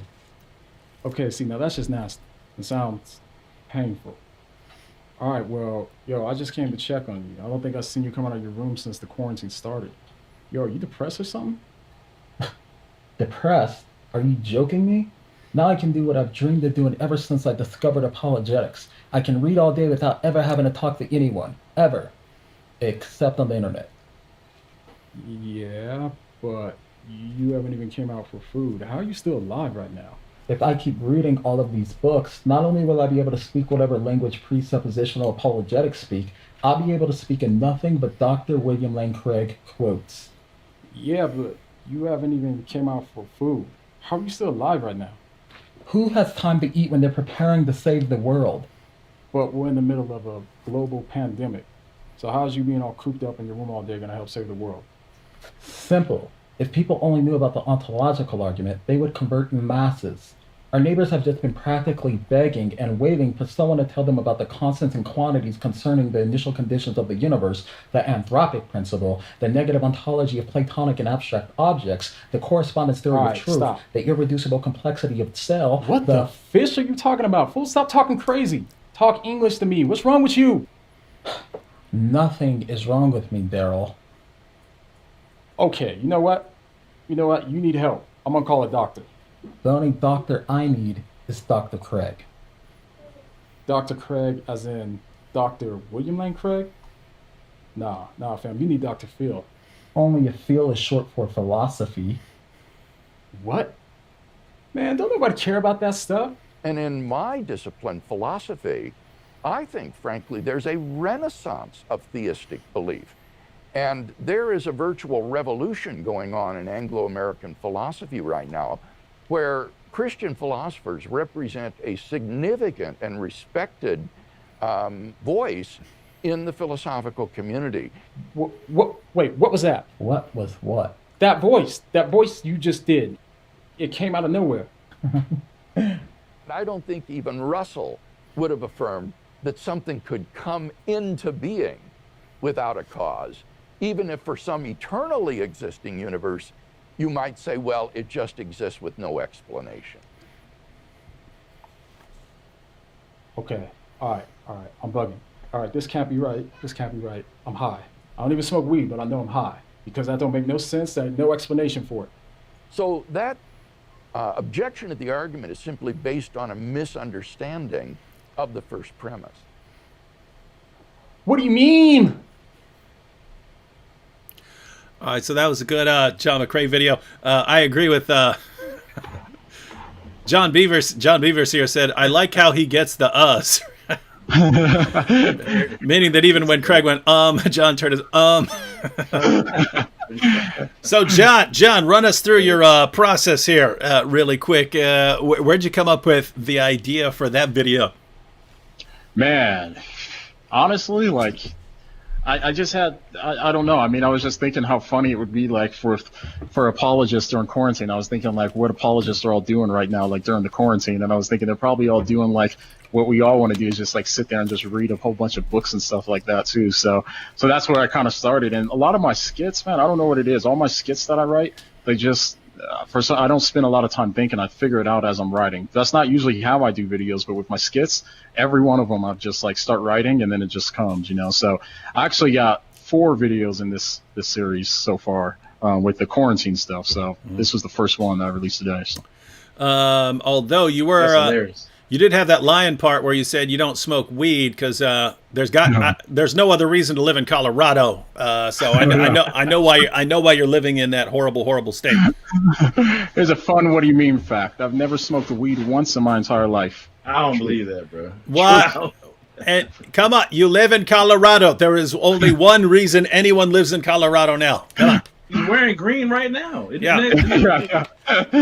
Other than the fact that Colorado is the best state in the entire nation. By far. Plus his eyes always look like he's half asleep and he's always hungry. Yeah, I got big eyes. That's big eye problems. They get dry easy. All right, guys. Let's go on with some questions. And what do you guys see that you want to answer? I also have some... let me see. Mr. Phil Fox in the Super Chat says, did any of you pull some old stuff and reissue it as updated content? Vocab is the coolest cat on YouTube. I'm Mr. Phil Fox, and I approve this message. Yeah, I guess he's talking about Vocab, that Vocab will take stuff from like 2 years ago and re-upload it. He's doing premieres and stuff What that do he you dropped mean? like 5 years ago. Well, that's exactly what I'm about to do. I'm putting out Islamicize Me at the end of this month. Vocab's been recycling videos for like 2 years now, right? One thing though is I don't recycle stuff that's been on my own channel. With the rare exception is if I take a highlight or snippet from something. But I never have, that to my knowledge, directly re-uploaded a video I already did and then just basically put it up again. Haven't done that. However, my homie stuff that they've done, putting some stuff on the channel, yes, or stuff I've been involved with on other channels, yes, I've done that as well. And so I definitely have done that. And honestly, when you have more subs and more people interested, if you repackage it the right way, it actually can work. So I know you guys don't necessarily do that kind of thing, but it does work. And I'm very interested to see what it's like when we re-drop Islamicize Me. So we're starting the Thursday of Ramadan is when it's going to start. And then I'm going to do 2 a week every day. Hey, you should be pushing this because... I mean, Muslims can still do Ramadan in that they can still fast during the day and stuff, so they can still do that. But it's not going to be the sort of wide, broader event that it would normally be without the coronavirus. So you can actually push it along those lines and say, hey, Muslims, since you're going to be stuck at home for Ramadan, not be out, meeting with everybody, why not watch a little show? Vocab's next video is gonna. His next premiere is going to be like, who's going to win the election, Hillary or Donald Trump? Like, who should Christians stand with, Hillary or Trump? That's going to be his next premiere. Well, that kind of stuff. Hillary or Trump. that kind of stuff. Actually, that kind of stuff. What I do with that kind of stuff is I'll edit it, take out the stuff that's too time sensitive, and I do that kind of stuff as my private exclusive uploads for my supporters. So once a month, I do exclusive uploads just for supporters that they have an unlisted link to. And when it's like dated stuff, so this November, I do have a thing where we talked about Mitt Romney becoming president because Mormon. Look, and then he dubbed it and changed it to Biden or something. Yeah, but the thing is, the discussion we had on it is timeless because we discussed like when Joseph Smith tried to become president. A lot of people don't know that Joseph Smith tried to run for president. So we discussed all that, and then we discussed like related issues about Christians voting for people of different backgrounds and stuff like that. So there's a lot of important stuff. But you know, it'll be just for supporters, and I edit out some of the stuff that's like obviously dated about it. So basically, if we take a closer look, we'll realize that Vocab hasn't dropped an actual new video in like 2 years. Yeah, it must be nice. Don't have to write. Don't have to just jack. between that and live streaming, yeah, that's true. Well, to be fair though, Vocab wrote a lot of the Islamicize Me series too. Like Wood had all the ideas and stuff, and Vocab would write like ton of scripts. Wow, we were all working on different stuff too, you know. So, well, that's a lot of it. A lot of the stuff came down to that. It's okay. We're in this skit. Other person who's not in this skit, go write a script. And, yeah, that was That's wild. true. So I am better at doing that kind of stuff, those produced videos and stuff. Basically, if I'm more in a team situation, because then I enjoy it. But me sitting down by myself, writing a script, doing a video like with the dope one that you did, John, which is epic, that you did today, recording by myself, and then editing afterwards, I feel so lonely. And I feel like it's just solitude-inducing and so solitary that it's hard for me to do that. That's why I go live and so much stuff, because I like to talk to the people and enjoy stuff. My research beforehand is the studying on the topic I'm going to talk about, you know? Yeah. And I don't know, that's kind of why. I think it's because you're an extrovert, bro. Because I live in my head. Because I'm an introvert. That's where I'm most comfortable, is right here by myself. You know what I mean? But you're an extrovert. So you and Wood, you guys are extroverts too, I noticed. So like you guys get more juice when you're around, when we're all together and all that. You guys get more creative. And for me, I'm more creative. I just sit in my room by myself and just start writing. You know what I mean? So it was weird. But so you actually are like the guy that you were portraying in your video. That's basically. that was the nerdy one, though. The nerdy. Yeah, that's what I'm saying. Yeah. That's if you notice, the other guy is Daryl, so clearly the other guy is actually John. Yeah, that's right. When I'm alone in my room, sometimes I stare at the wall. When in the back of my mind, I hear my conscience call. Remember when we were out in when I came out there before we even recorded Islamicize Me and you were working on skits and stuff, and we were just cranking out stuff. Remember too? That's usually how it goes, huh? Yeah, it was. Dope. So like, I love John's a perfect like collab partner like that, because like you have good ideas, but then you're kind of like down to just do whatever, and then you like know the basics to me, you know, of like the basic camera setup, the basic light, and then you can edit well. And so it's like perfect because it's like a little team thing. So I had a lot of fun. We knocked out a bunch during that time. So you always pick up off me well though too. Because you always like, whatever I say, okay, like do this or something like that, you got it like right away always too. And then you do better than I thought, you know, so that's why it was good. We work good together like that. See, that's the thing though too, is I like working with a person. I would do a lot more produced type videos if I had a partner. It's so I just until I kind of have I probably would do mainly live streaming, editing some stuff. But like if I had a partner, it'd be a different situation. Right? You know what I'm saying? What do y'all think? I mean, like, how long did it take y'all to kind of, I guess, understand your own creative process? I feel like that's a thing. Like we were talking about people, you know, getting into YouTube earlier. Did it take like a while to kind of find that zone? Or? Well, I always did music and stuff, like growing up and all that. So it's kind of the same thing to me. You know what I mean? Like I just feel creative or something and just start writing, and then that's how it usually goes, you know. Or just I'm always like, this is the bad part of me, is that I'm always waiting for an idea to spark. And once I get one just idea, I can go off that. You know what I mean? But like the bad part about it is it's hard for me to just schedule stuff steady because I'm always waiting on inspiration. Awful place to happen. But John, dude, you got to get out of Colorado and move near me, because I'm like a fire hose of awesome ideas. I know. I'm around, they just keep pouring out of me, and I only end up doing like 1% of the ideas that ever pop into my head, and they're all awesome. Thank God for that, actually. That David only does 1% of the ideas that actually pop in his head. It is true you're like a fire hose, David, except just take out the fire part. Yeah, that's true. That's true. What the heck? Wow. Hang on. We got hey, real quick though, David, you remember how John said he did music and stuff growing up? Don't you think sometime we should play some of his old music he used to do on your channel? Yeah, that would be awesome. People would be it's a party. Everybody's party. Hey, Becky. And everything is massively auto-tuned, and everyone will be like, gosh, John, why are you doing apologetics and ruining your ultimate gift to the world, music? Vocab already got the shades on. He's ready for the party. You look like you're at the party. And we go. Hey, I do miss music.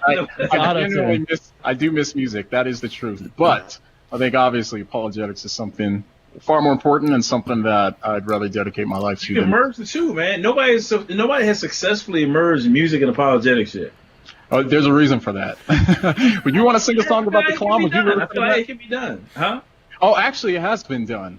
But we listened to that. Remember Wood and Vocab when we were in some state, San Diego or something? Yeah. How's the That's king? right. Oh, they have a whole okay, CD on apologetics, like intelligent design. Isn't the CD on intelligent design or something? Yeah, it's called Yeah, Origins. That's the shirt I'm wearing right now.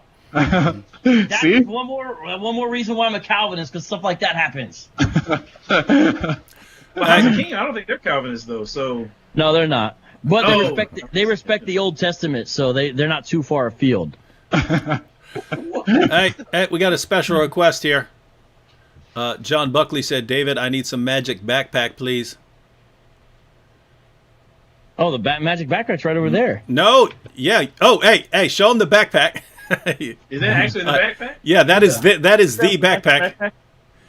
That is the backpack, but I got the song. Hey, Vocab, I'm going to play the song real quick for Okay, John hold on, Buckley. I got it. Well, thank you, my friend. All right. Here we go. This is it. This is the real magic backpack. And the way you always will know it's the real one is this blue seal of approval right here. Yeah, because nobody can do that. Yeah. It's not. It's not just the fact of the style. It's this. Yeah. He's gonna sell like 5 of those for $100 a piece. All right, here we go, everyone. Here we go. Here's the magic backpack song. Backpack, magic backpack. I'm the Mega the Mac attack backpack. With this sack reacts, I'm like a maniac. I got stacks of facts to keep you all on track. All right. Nice. There we go. All right, that's your magic backpack for the day. Oh man. Actually, it's a good question from. Let me see. Let me scroll down to it.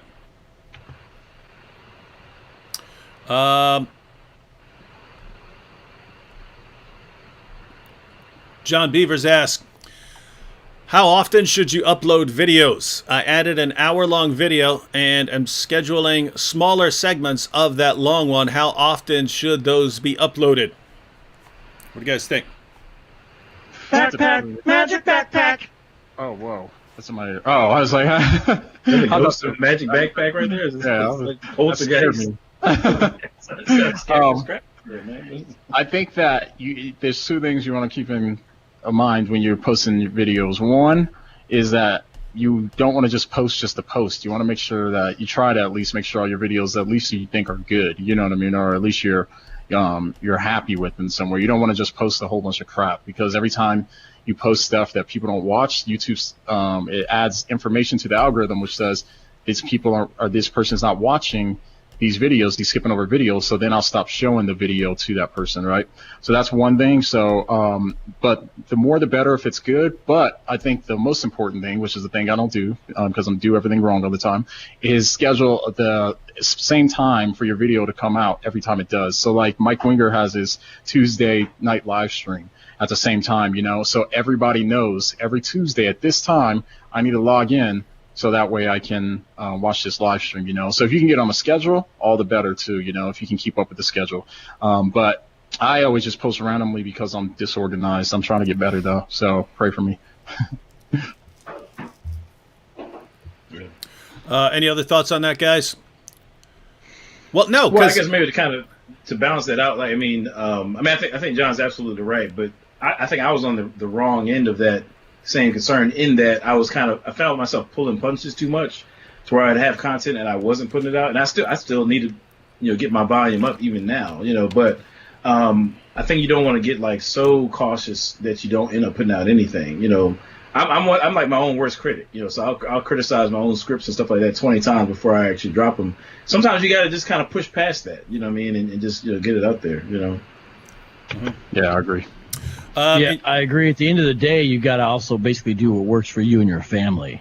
So like, There's nights I don't go live because of certain things with the kids, and that's just how it is. Even though there's a lot of good opportunities I could do, and there's some stuff I miss out on, it just doesn't matter. And same thing with Adam. I know a lot of times he has to end up doing stuff late because of the family, and to a certain extent, that's just is what it is. You know, you got to prioritize. So it's not based upon the YouTube algorithm; it's based upon your real life, and it is what it is, man.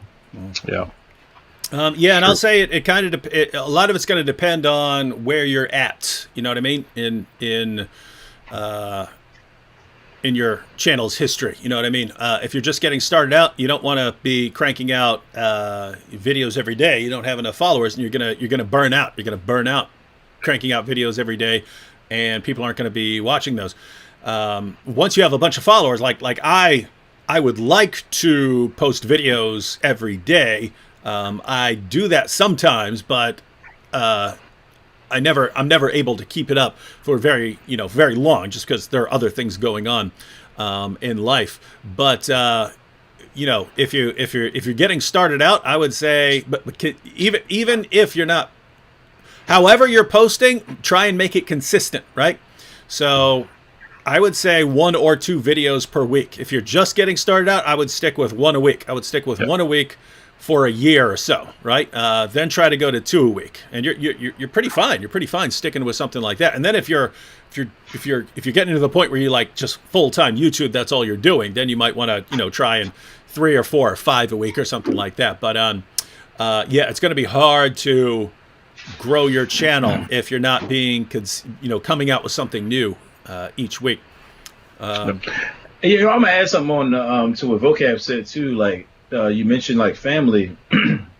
For anybody who's starting out or like really serious about getting into YouTube or whatever, and let's say you're married, then you definitely want to communicate with your spouse in terms of like what that's really going to look like. How much time are you going to really allocate towards filming, editing, when you plan on editing. So for me, like Vocab mentioned, it's kind of what made me think about it. Like most of the time, if I'm recording stuff, it's at night after the kids go to bed. You know what I'm saying? So 8:30, 9 o'clock, kids are in bed and tucked away.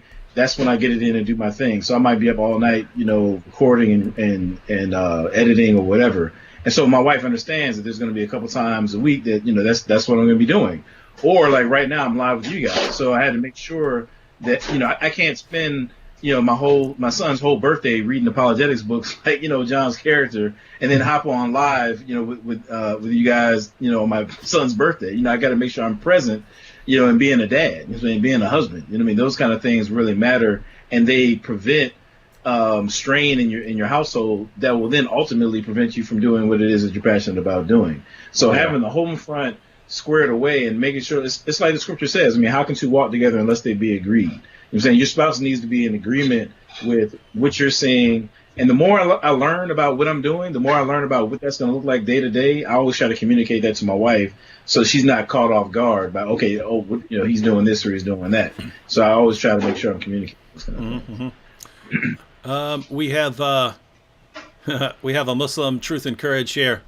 It says David Wood insults all the prophets of Allah. He is not a follower of Jesus Christ. He is with follower of Masiah Dajjal. So the Antichrist. No, Truth and Courage. I don't know if you haven't paid attention, but I make fun of one false prophet, and that's your false prophet Muhammad.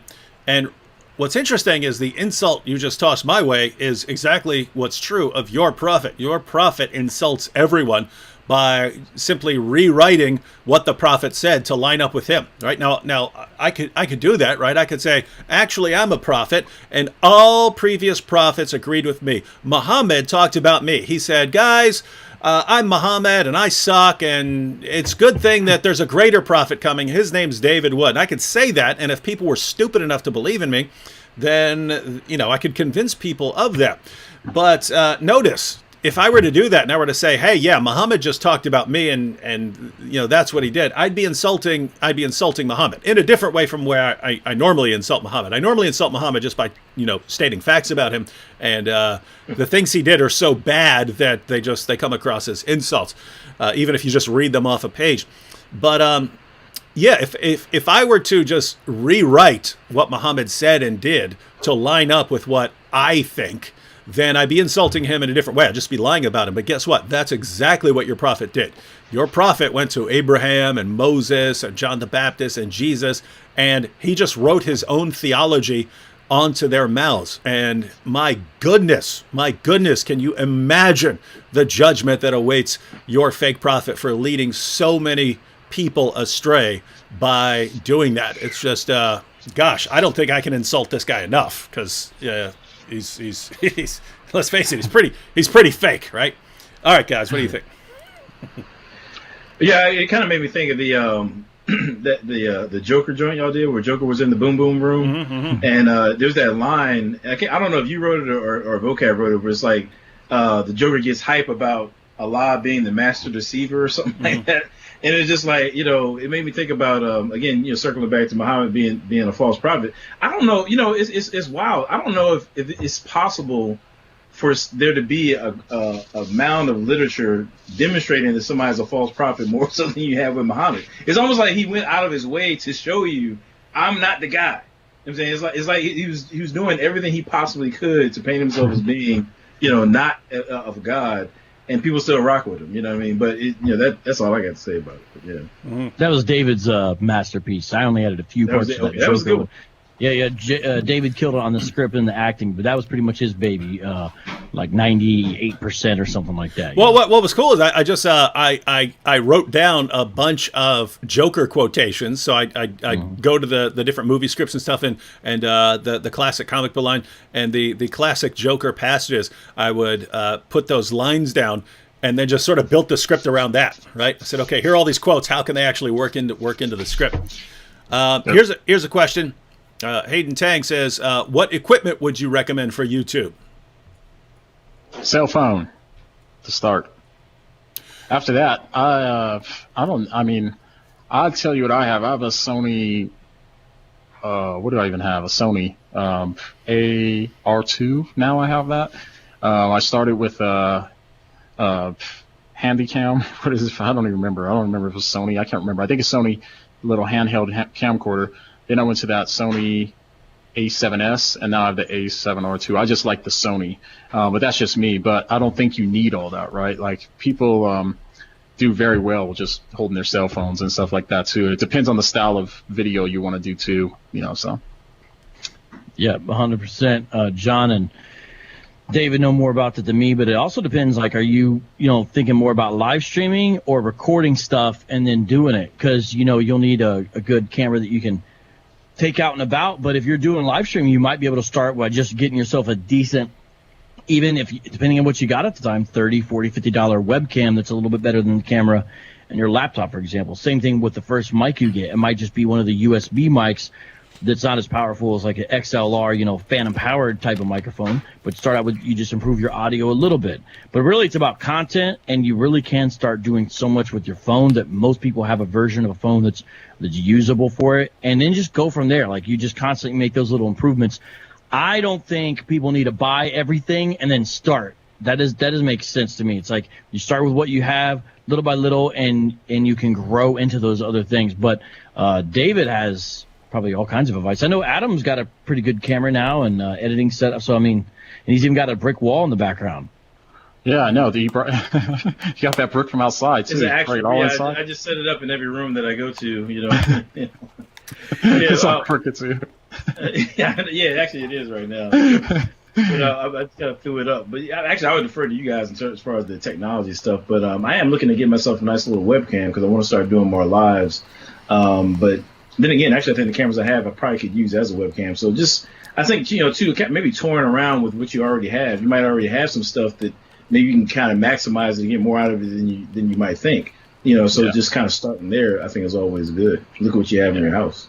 And they say audio is the most important, too. You know what I mean? More important than video. I'm deaf, basically, so I don't really hear the audio sound difference as much.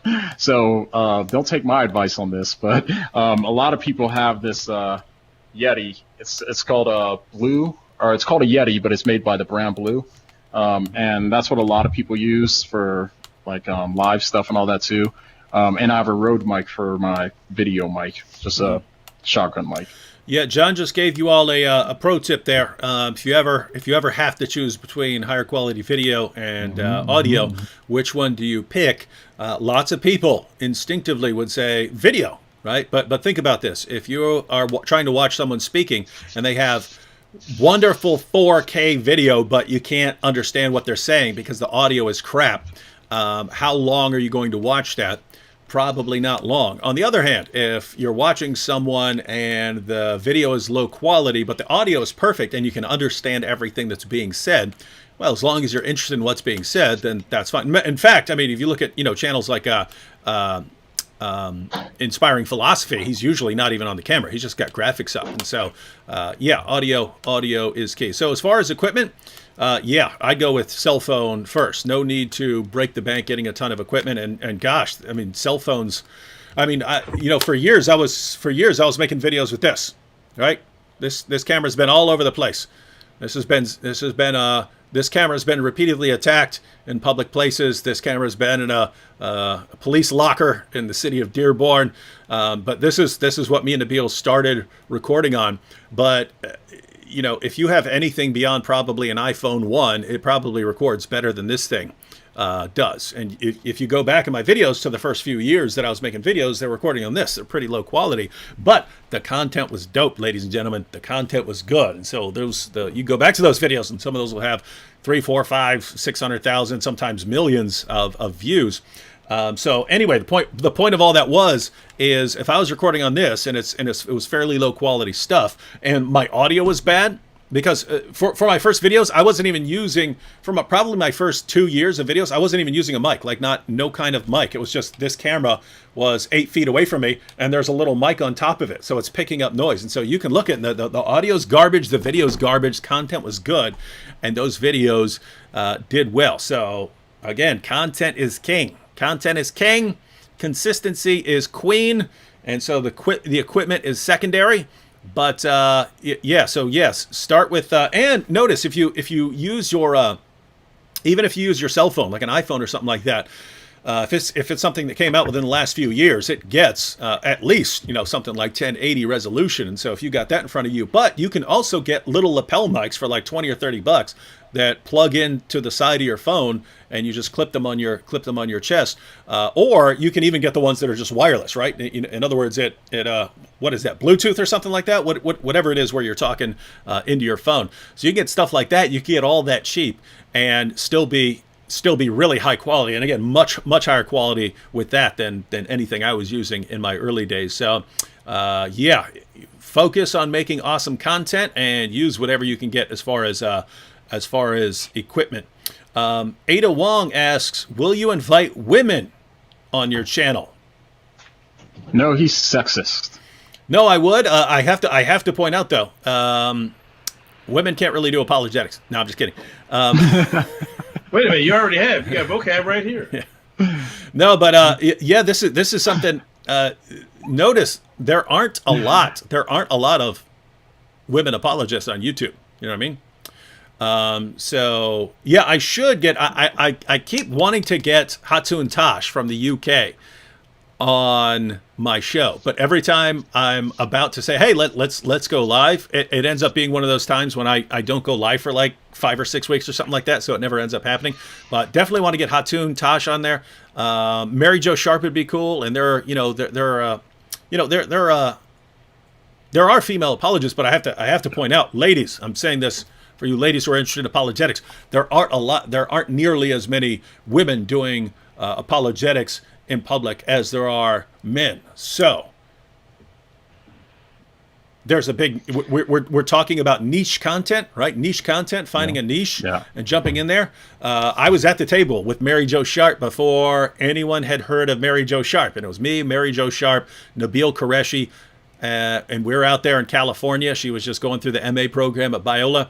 And she understood it back then. She understood, hey, there are not a lot of women in apologetics, so I understand if I do the hard work now and I start speaking and stuff like that, that my ministry can take off. She was absolutely correct. Guess what? That's still true. So, yo, Rockspeed just said, what's up, Rockspeed? She said Mary Jo Sharp just started a channel. I didn't know that.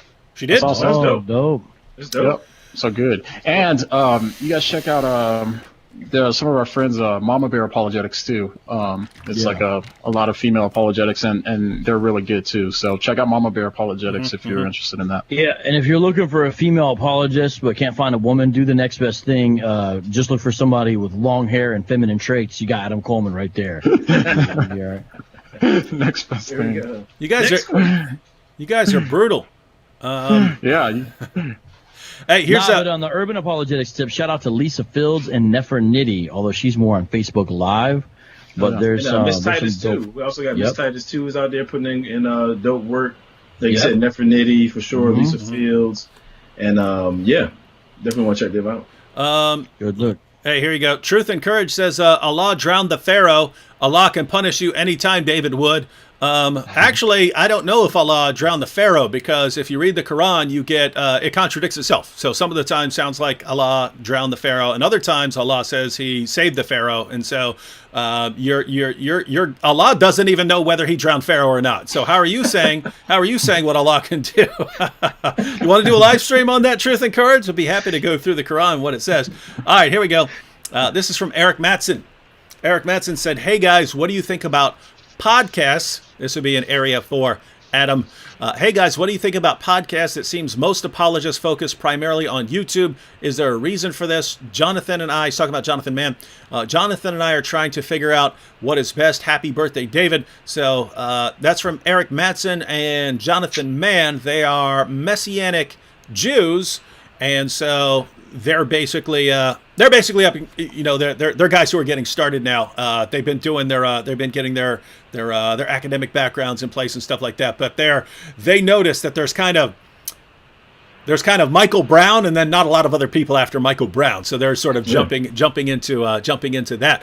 But guys, what do you think about podcasts? And nope. I'm completely useless on this. I don't know if I'm sure I've been on someone's podcast, but I don't think I've ever made a podcast. No, I'd say it's a target audience thing. Younger people just don't read blogs, and they don't typically listen to podcasts statistically. Usually they spend most of their time on YouTube. So if you're looking for the younger generations, YouTube's a better bet. If you're looking for around Wood's age, around like 70s to 80s age range, then you probably want to start a podcast. We're really about middle age. People just tend to listen to podcasts more. So it depends on really your target audience. I think with that kind of topic there, like the Messianic stuff, it probably seems pretty fit for a podcast. There's a podcast I've been listening to lately called the Bema podcast. And it's from like a Messianic Jew and stuff too. But I like it because I'm, obviously into this stuff too. But they probably do well. So I don't know how the analytics and stuff work. Adam will be able to tell you in a sec. I don't know how the analytics work. You can see how many views and stuff people get. But I would assume that they are doing pretty well. But it's hard to say. Yeah, so I've got a soft spot for podcasts. That's kind of how I cut my teeth as an apologist. I started with the Tru-ID podcast. And, I was rebuked heavily, by my friends here. And with good reason. I mean, I think because John's right. Depending on who your target audience is, podcasts may not necessarily be right for you. I will say that there's some pros and cons, but ultimately, I think there's a bigger margin for error when it comes to like doing YouTube, to be honest, like believe it or not. Like with podcasts, you're either Joe Rogan or you're like nobody. It's just like there's not a whole lot of in between. You know what I'm saying? It's either you go big with it and you're a beast at it, or you're just gonna get like a couple views trickling here or there. And so that's kind of what you have to think about. Is like what kind of connection do you have? Like what kind of firepower do you have to promote your podcast? It's a lot harder to do than people realize. You know what I'm saying? My podcast was doing all right. I mean, I was getting a couple thousand, listens a month, which is fine. But interestingly, like it was doing better when I was kind of complementing it with YouTube content, where I was kind of allowing YouTube doing like a short video and then have that kind of feed one of the episodes I was doing. That's when the podcast really started to pick up. And so it really actually more so demonstrates the power of YouTube. So, take your target audience into account. Now, I will say I think there are some personality types that work better with a podcast than they do YouTube. So I kind of want to, leave that out there. Cause I mean, like my personality, like I love detail. You know what I'm saying, like I've got some podcasts where I was talking for like 3 hours, which is terrible. It's a terrible idea. You know what I'm saying? But in my mind, it just kind of worked, and I was able to get out everything I wanted to say, then break it into pieces, and end up being a couple of different episodes, and it just worked like that. So if you're like real detailed and you just feel like you have to give everybody everything from A to Z when you're explaining just like some minor topic, then you might want to try a podcast because it gives you more freedom. Like your listeners are going to kind of come to expect that from you. Whereas, doing YouTube videos, nobody's going to sit around for 3 hours, for the most part, and watch you break down the Kalam cosmological argument. You got to kind of be in and out with it. So there's pros and cons. I'm tapering off from it. I'll probably, leave it alone. If anything, I might pre-record seasons at a time and then just kind of drop them just randomly. But for who I'm trying to target at this time, I've got to leave it alone. If I was full-time, like Apologetics, then I probably would, do both. You know what I'm saying? I probably would do a hybrid, but it's not in the cards for me right now. Yeah, Jonathan Soko, he says, I don't know, the podcast market is huge. I'm not sure I agree with Adam. Yeah, that's right, Adam. You don't agree. Okay, son. I mean, I was just you should feel that, though. I mean, I don't know. I'm not saying that. No, I think. Oh, go ahead, Wood. Yeah, so I guess that's why I'm not discouraging people from doing it. Like, I'm not saying definitely don't do it. I'm just saying that I met more challenges doing podcasting than I did doing YouTube. But that's anecdotal. I could be wrong. Go with your strength. If you feel passionate about it, ultimately, if you feel that's what God, is compelling you to do, or however you want to construe that theologically, then, go for it. You know what I'm saying? There are some advantages of why to do it. For example, I mean, I know it's an odd advantage, but the copyright issues aren't as constraining. You can kind of play audio and even to a certain extent sometimes music. Now, depending on the platform, if you upload it to YouTube and your podcast, and those issues come into play. But you may be in a context where maybe a person has no access to any kind of video stuff and they only have audio stuff. A podcast is a solution for that. And so there are reasons to want to try to do it. Maybe a person wants to be a little more, I don't want to say secret of identity, but you can do YouTube videos, but it's sort of like, hey, where's this person at? Whereas a podcast, it's not as big of a deal if no one ever sees your face, although people might like it and stuff like that. Or perhaps, the person is super ugly. They're just really ugly. Podcasting is for you as well. You know what I mean? So there's some definite ways I would recommend to do it. Sometimes, I'm saying this, and as I'm looking at cutting the podcast, I'm getting more emails of people like, oh man, I love the podcast. So it's like, there's a market out there, but ultimately you've got to look at your skill set. You got to look at your market. And I don't even like using the term market. I mean, it's just like the group of people that you believe will benefit most from your ministry. You know what I'm saying? And just kind of take a look at that and go from there. Yeah. You know what I think is the bad? I mean, I think from a podcast listener, I can't subscribe to too many podcasts. So I'm subscribed to a few, but the problem is when the episodes are so long, like they're like an hour long or something like that, who has the time to listen to like a 3-hour podcast all the time, unless you have a job or something that caters to that, you know what I mean? Or you work out or something like that and you have the time to listen to it then. That's the problem with podcasts, is you can't ingest so much of it like you can YouTube, I think. And the younger generations are way quicker with their attention span. You know what I mean? So I think that's just how it kind of goes. So I'm just listening to one podcast right now, basically. You know what I mean? Even though I do like some other podcasts, but I just don't have the time to listen to them. So, another thing too, and actually this will, I think, deal with like podcasts and like say lives, or like YouTube lives, is not like, now I'm going to kind of use a hip hop reference. This may, fail or not. I don't know. But like you got like different types of rappers. You know what I'm saying? You got some rappers who are great writers. You know what I'm saying? They can just write for days. You know what I'm saying? Very lyrically skilled, that kind of thing. And you have other rappers who maybe don't write as well, but they're off the top of their head, they can go freestyle with anybody. I mean, they can go for minutes on end. You know what I'm saying? It's just different skill sets. And I think the same thing applies when it comes to like podcasts and doing lives. If you're the kind of person where you have to like script out your podcast like word for word, then that's a lot of preparation time. You know what I'm saying? At least it was for me. You know what I'm saying? Versus somebody, if somebody can just give you a topic and you can just talk about it, you know what I mean, and just go for like 30 minutes without really having to rely on notes, then podcasting you might be all right, because you're not going to have as much prep time. So you kind of have to think about that as well. That when you choose your outlet, in terms of how you want to get content out, what kind of person are you? How do you generate content? And what platform is going to be most conducive to you being able to be consistent? All right, guys, we want to get off here in a couple minutes, so let's do some questions, but we'll do them quickly. This one's for Vocab. Valid Core asks a question to Vocab on adding music and audio effects. Do you run everything through a mixer, then to your PC, or just have a sampler on the side? So I did not used to have. It's not a mixer. It's a soundboard. People might call it a mixing board. And so that's helped with the audio. My homie DJ Nex helped me actually set part of that up. And then the other thing I have is I pay for the more, this is kind of the cost of doing this kind of ministry.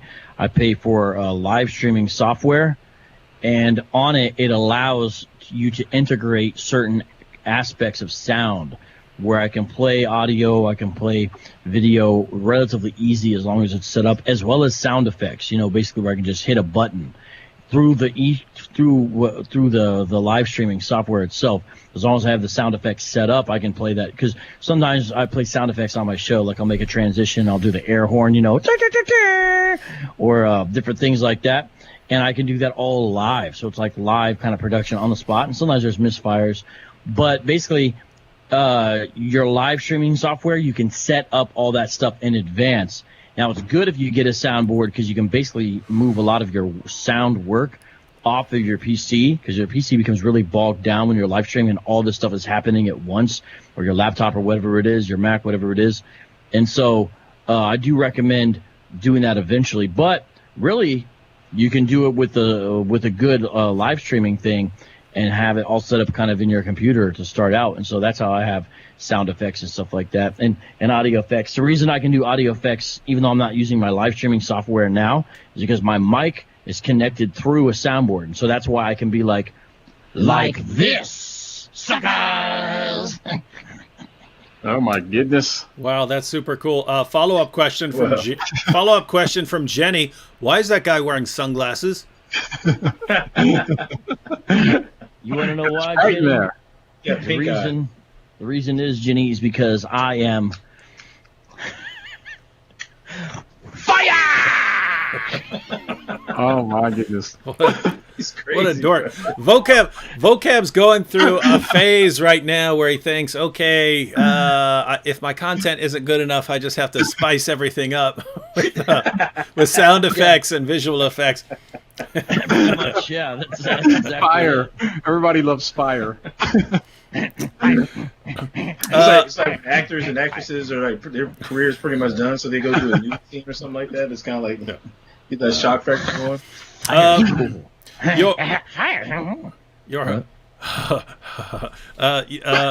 Your Highness said, "Hi, David. Hey, bro. Who shot the video for your testimony?" That was my friend Josh. He works in Times Square, but he's also one of the guys who recorded Islamicize Me for us. We had 3 camera guys for Islamicize Me. They weren't all there at the same time, but we had 3. Well, on I think 2 days they were, but other than that, we kind of overlapped them because they had different schedules. But he's a camera guy who recorded that. And Pedro Jr. says, "Who is going to play Joseph Smith in the Boom Boom Room?" That would be me. Yeah, right. That'd be me. Don't lie. Can't have my. Oh, we should. That's what we should do. We should have John be Joseph Smith. Muhammad will be all He'll be all confused about it, asking questions from the sources about black folks from the LDS sources. Or I could be blind. Remember, like that Dave Chappelle skit back in the day? Remember where he was blind and he was racist? Yeah, Muhammad means blind Joseph Smith.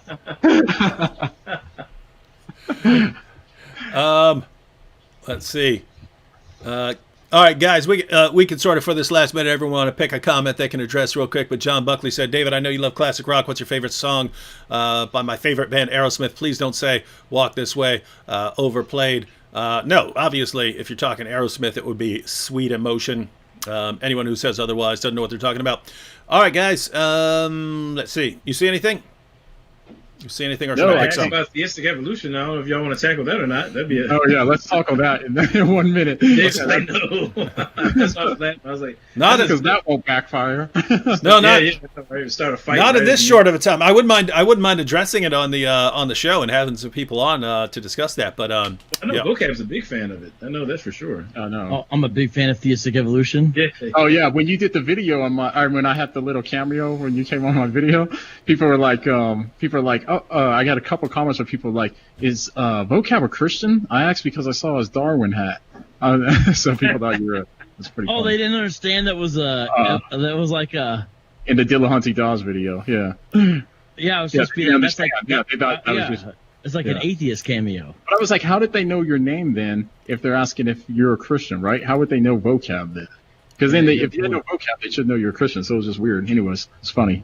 I've got apparently have an image problem here. I've got to rectify.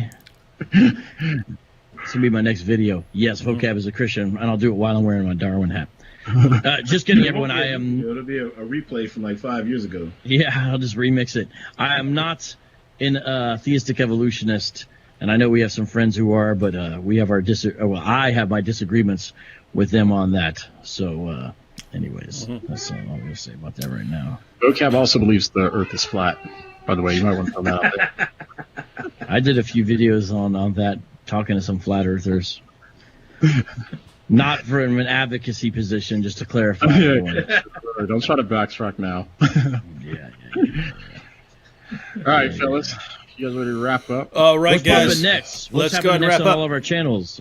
Are you doing some more Flu-Tang clans, David, or you got some other video? Like, what's popping? What's going on next? Tomorrow I'm going to start posting my Resurrection series. I was going to start posting on April 1st, but I got sidetracked by all the stupid messages I was getting from certain people on coronavirus stuff. So I ended up doing multiple videos dealing with the coronavirus stuff, but we are getting close to Resurrection weekend, so I'm going to start posting those tomorrow, and so that's Wednesday, and then Thursday, I have to check my calendar, but I believe Thursday I'm going to be on here with Zachariah Boutros live, and so he also has a $60 million hit out on his head, so should be interesting. Wow. So what we need to do is take care of that little problem, collect the money. There's my solution. That's how we fund our YouTube channels as well as all of the ministries, and that'll be. Guys, if there's ever a $60 million head out on my head, go ahead and take me out. Take me out. Fund all your ministries forever. Yeah. It's a wrap. It's a wrap.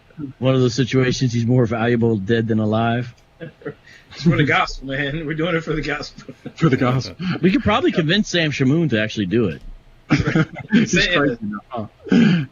Then again, Anthony Rogers is an ex-con. Maybe he's down. No, see, the problem with someone like Sam or Anthony is like I could have it in my mind. Okay, this person's gonna come kill me. I'm just gonna have to let him. But like instinct kicks in, you know what I mean? So they're gonna come, they're gonna do it, and all of a sudden instinct is gonna kick in. It's gonna be eye gouge, open hand chop to the Adam's apple, and they're going down. They're gonna be like, darn, you know, it's not gonna work. So yeah, I don't even know, because I don't think any of these dudes could take me out, even if I was trying to let them. Oh, snap. Watch out, because Sam's got the wrestling moves he learned in wrestling college. Bruce Lee, yeah, the Syrian Bruce Lee there. So What you gonna do, brother? yeah. What we got coming, so tomorrow or the next day I'll release a video on the prosperity preachers in quarantine that I did with my wife. So yeah, that won't be out tomorrow or the following day, depending on, I gotta do try to pace a little bit, so we'll see. But yeah, probably out tomorrow. I'll probably do a video this week. All right, I'm excited to see that stuff, John. Yeah, so I got some stuff, a couple live that I'm going to do about Hebrew originalism. Going to kind of bring an argument back. But actually, before then, either tomorrow or Thursday, still got to figure out which day it's going to be. I'm supposed to be on Braxton Hunter's channel on Trinity. Braxton Hunter and my man Jonathan Pritchett. Man, I've been kicking it with Jonathan Pritchett. You know, we've been dialoguing back and forth, and I had Braxton Hunter on my channel last week, and he invited me to come on his channel this week. So probably tomorrow or Thursday, I'll be on with Jonathan Pritchett and Braxton Hunter at Trinity Radio, man. Yep. All right, guys. So y'all know what's going on, and again, the links to Adam's channel, John's channel, Vocab's channel are in the description box, and so you have an idea of what these guys are going to be covering here. And so again, I'll 23rd. Oh, go ahead. Sorry. I was not sure. 23rd. That's when I start. That's when we start Islamicize Me on YouTube.com/Vocab Malone. And there's going to be all premieres, so you'll be able to talk to people in the live chat while it's happening. And then after that, every Tuesday and Thursday. All right, so you'll definitely. So you want to subscribe to Vocab's channel for that, and even if you watched Islamicize Me a couple years ago, it's good to check it out. Check it out again, and he has the actual special edition. So, all right, everyone. Catch you all tomorrow with some videos, and Thursday again live. That's right. Peace. Good night. Happy birthday. And happy birthday once again to me. Catch y'all later. Fire!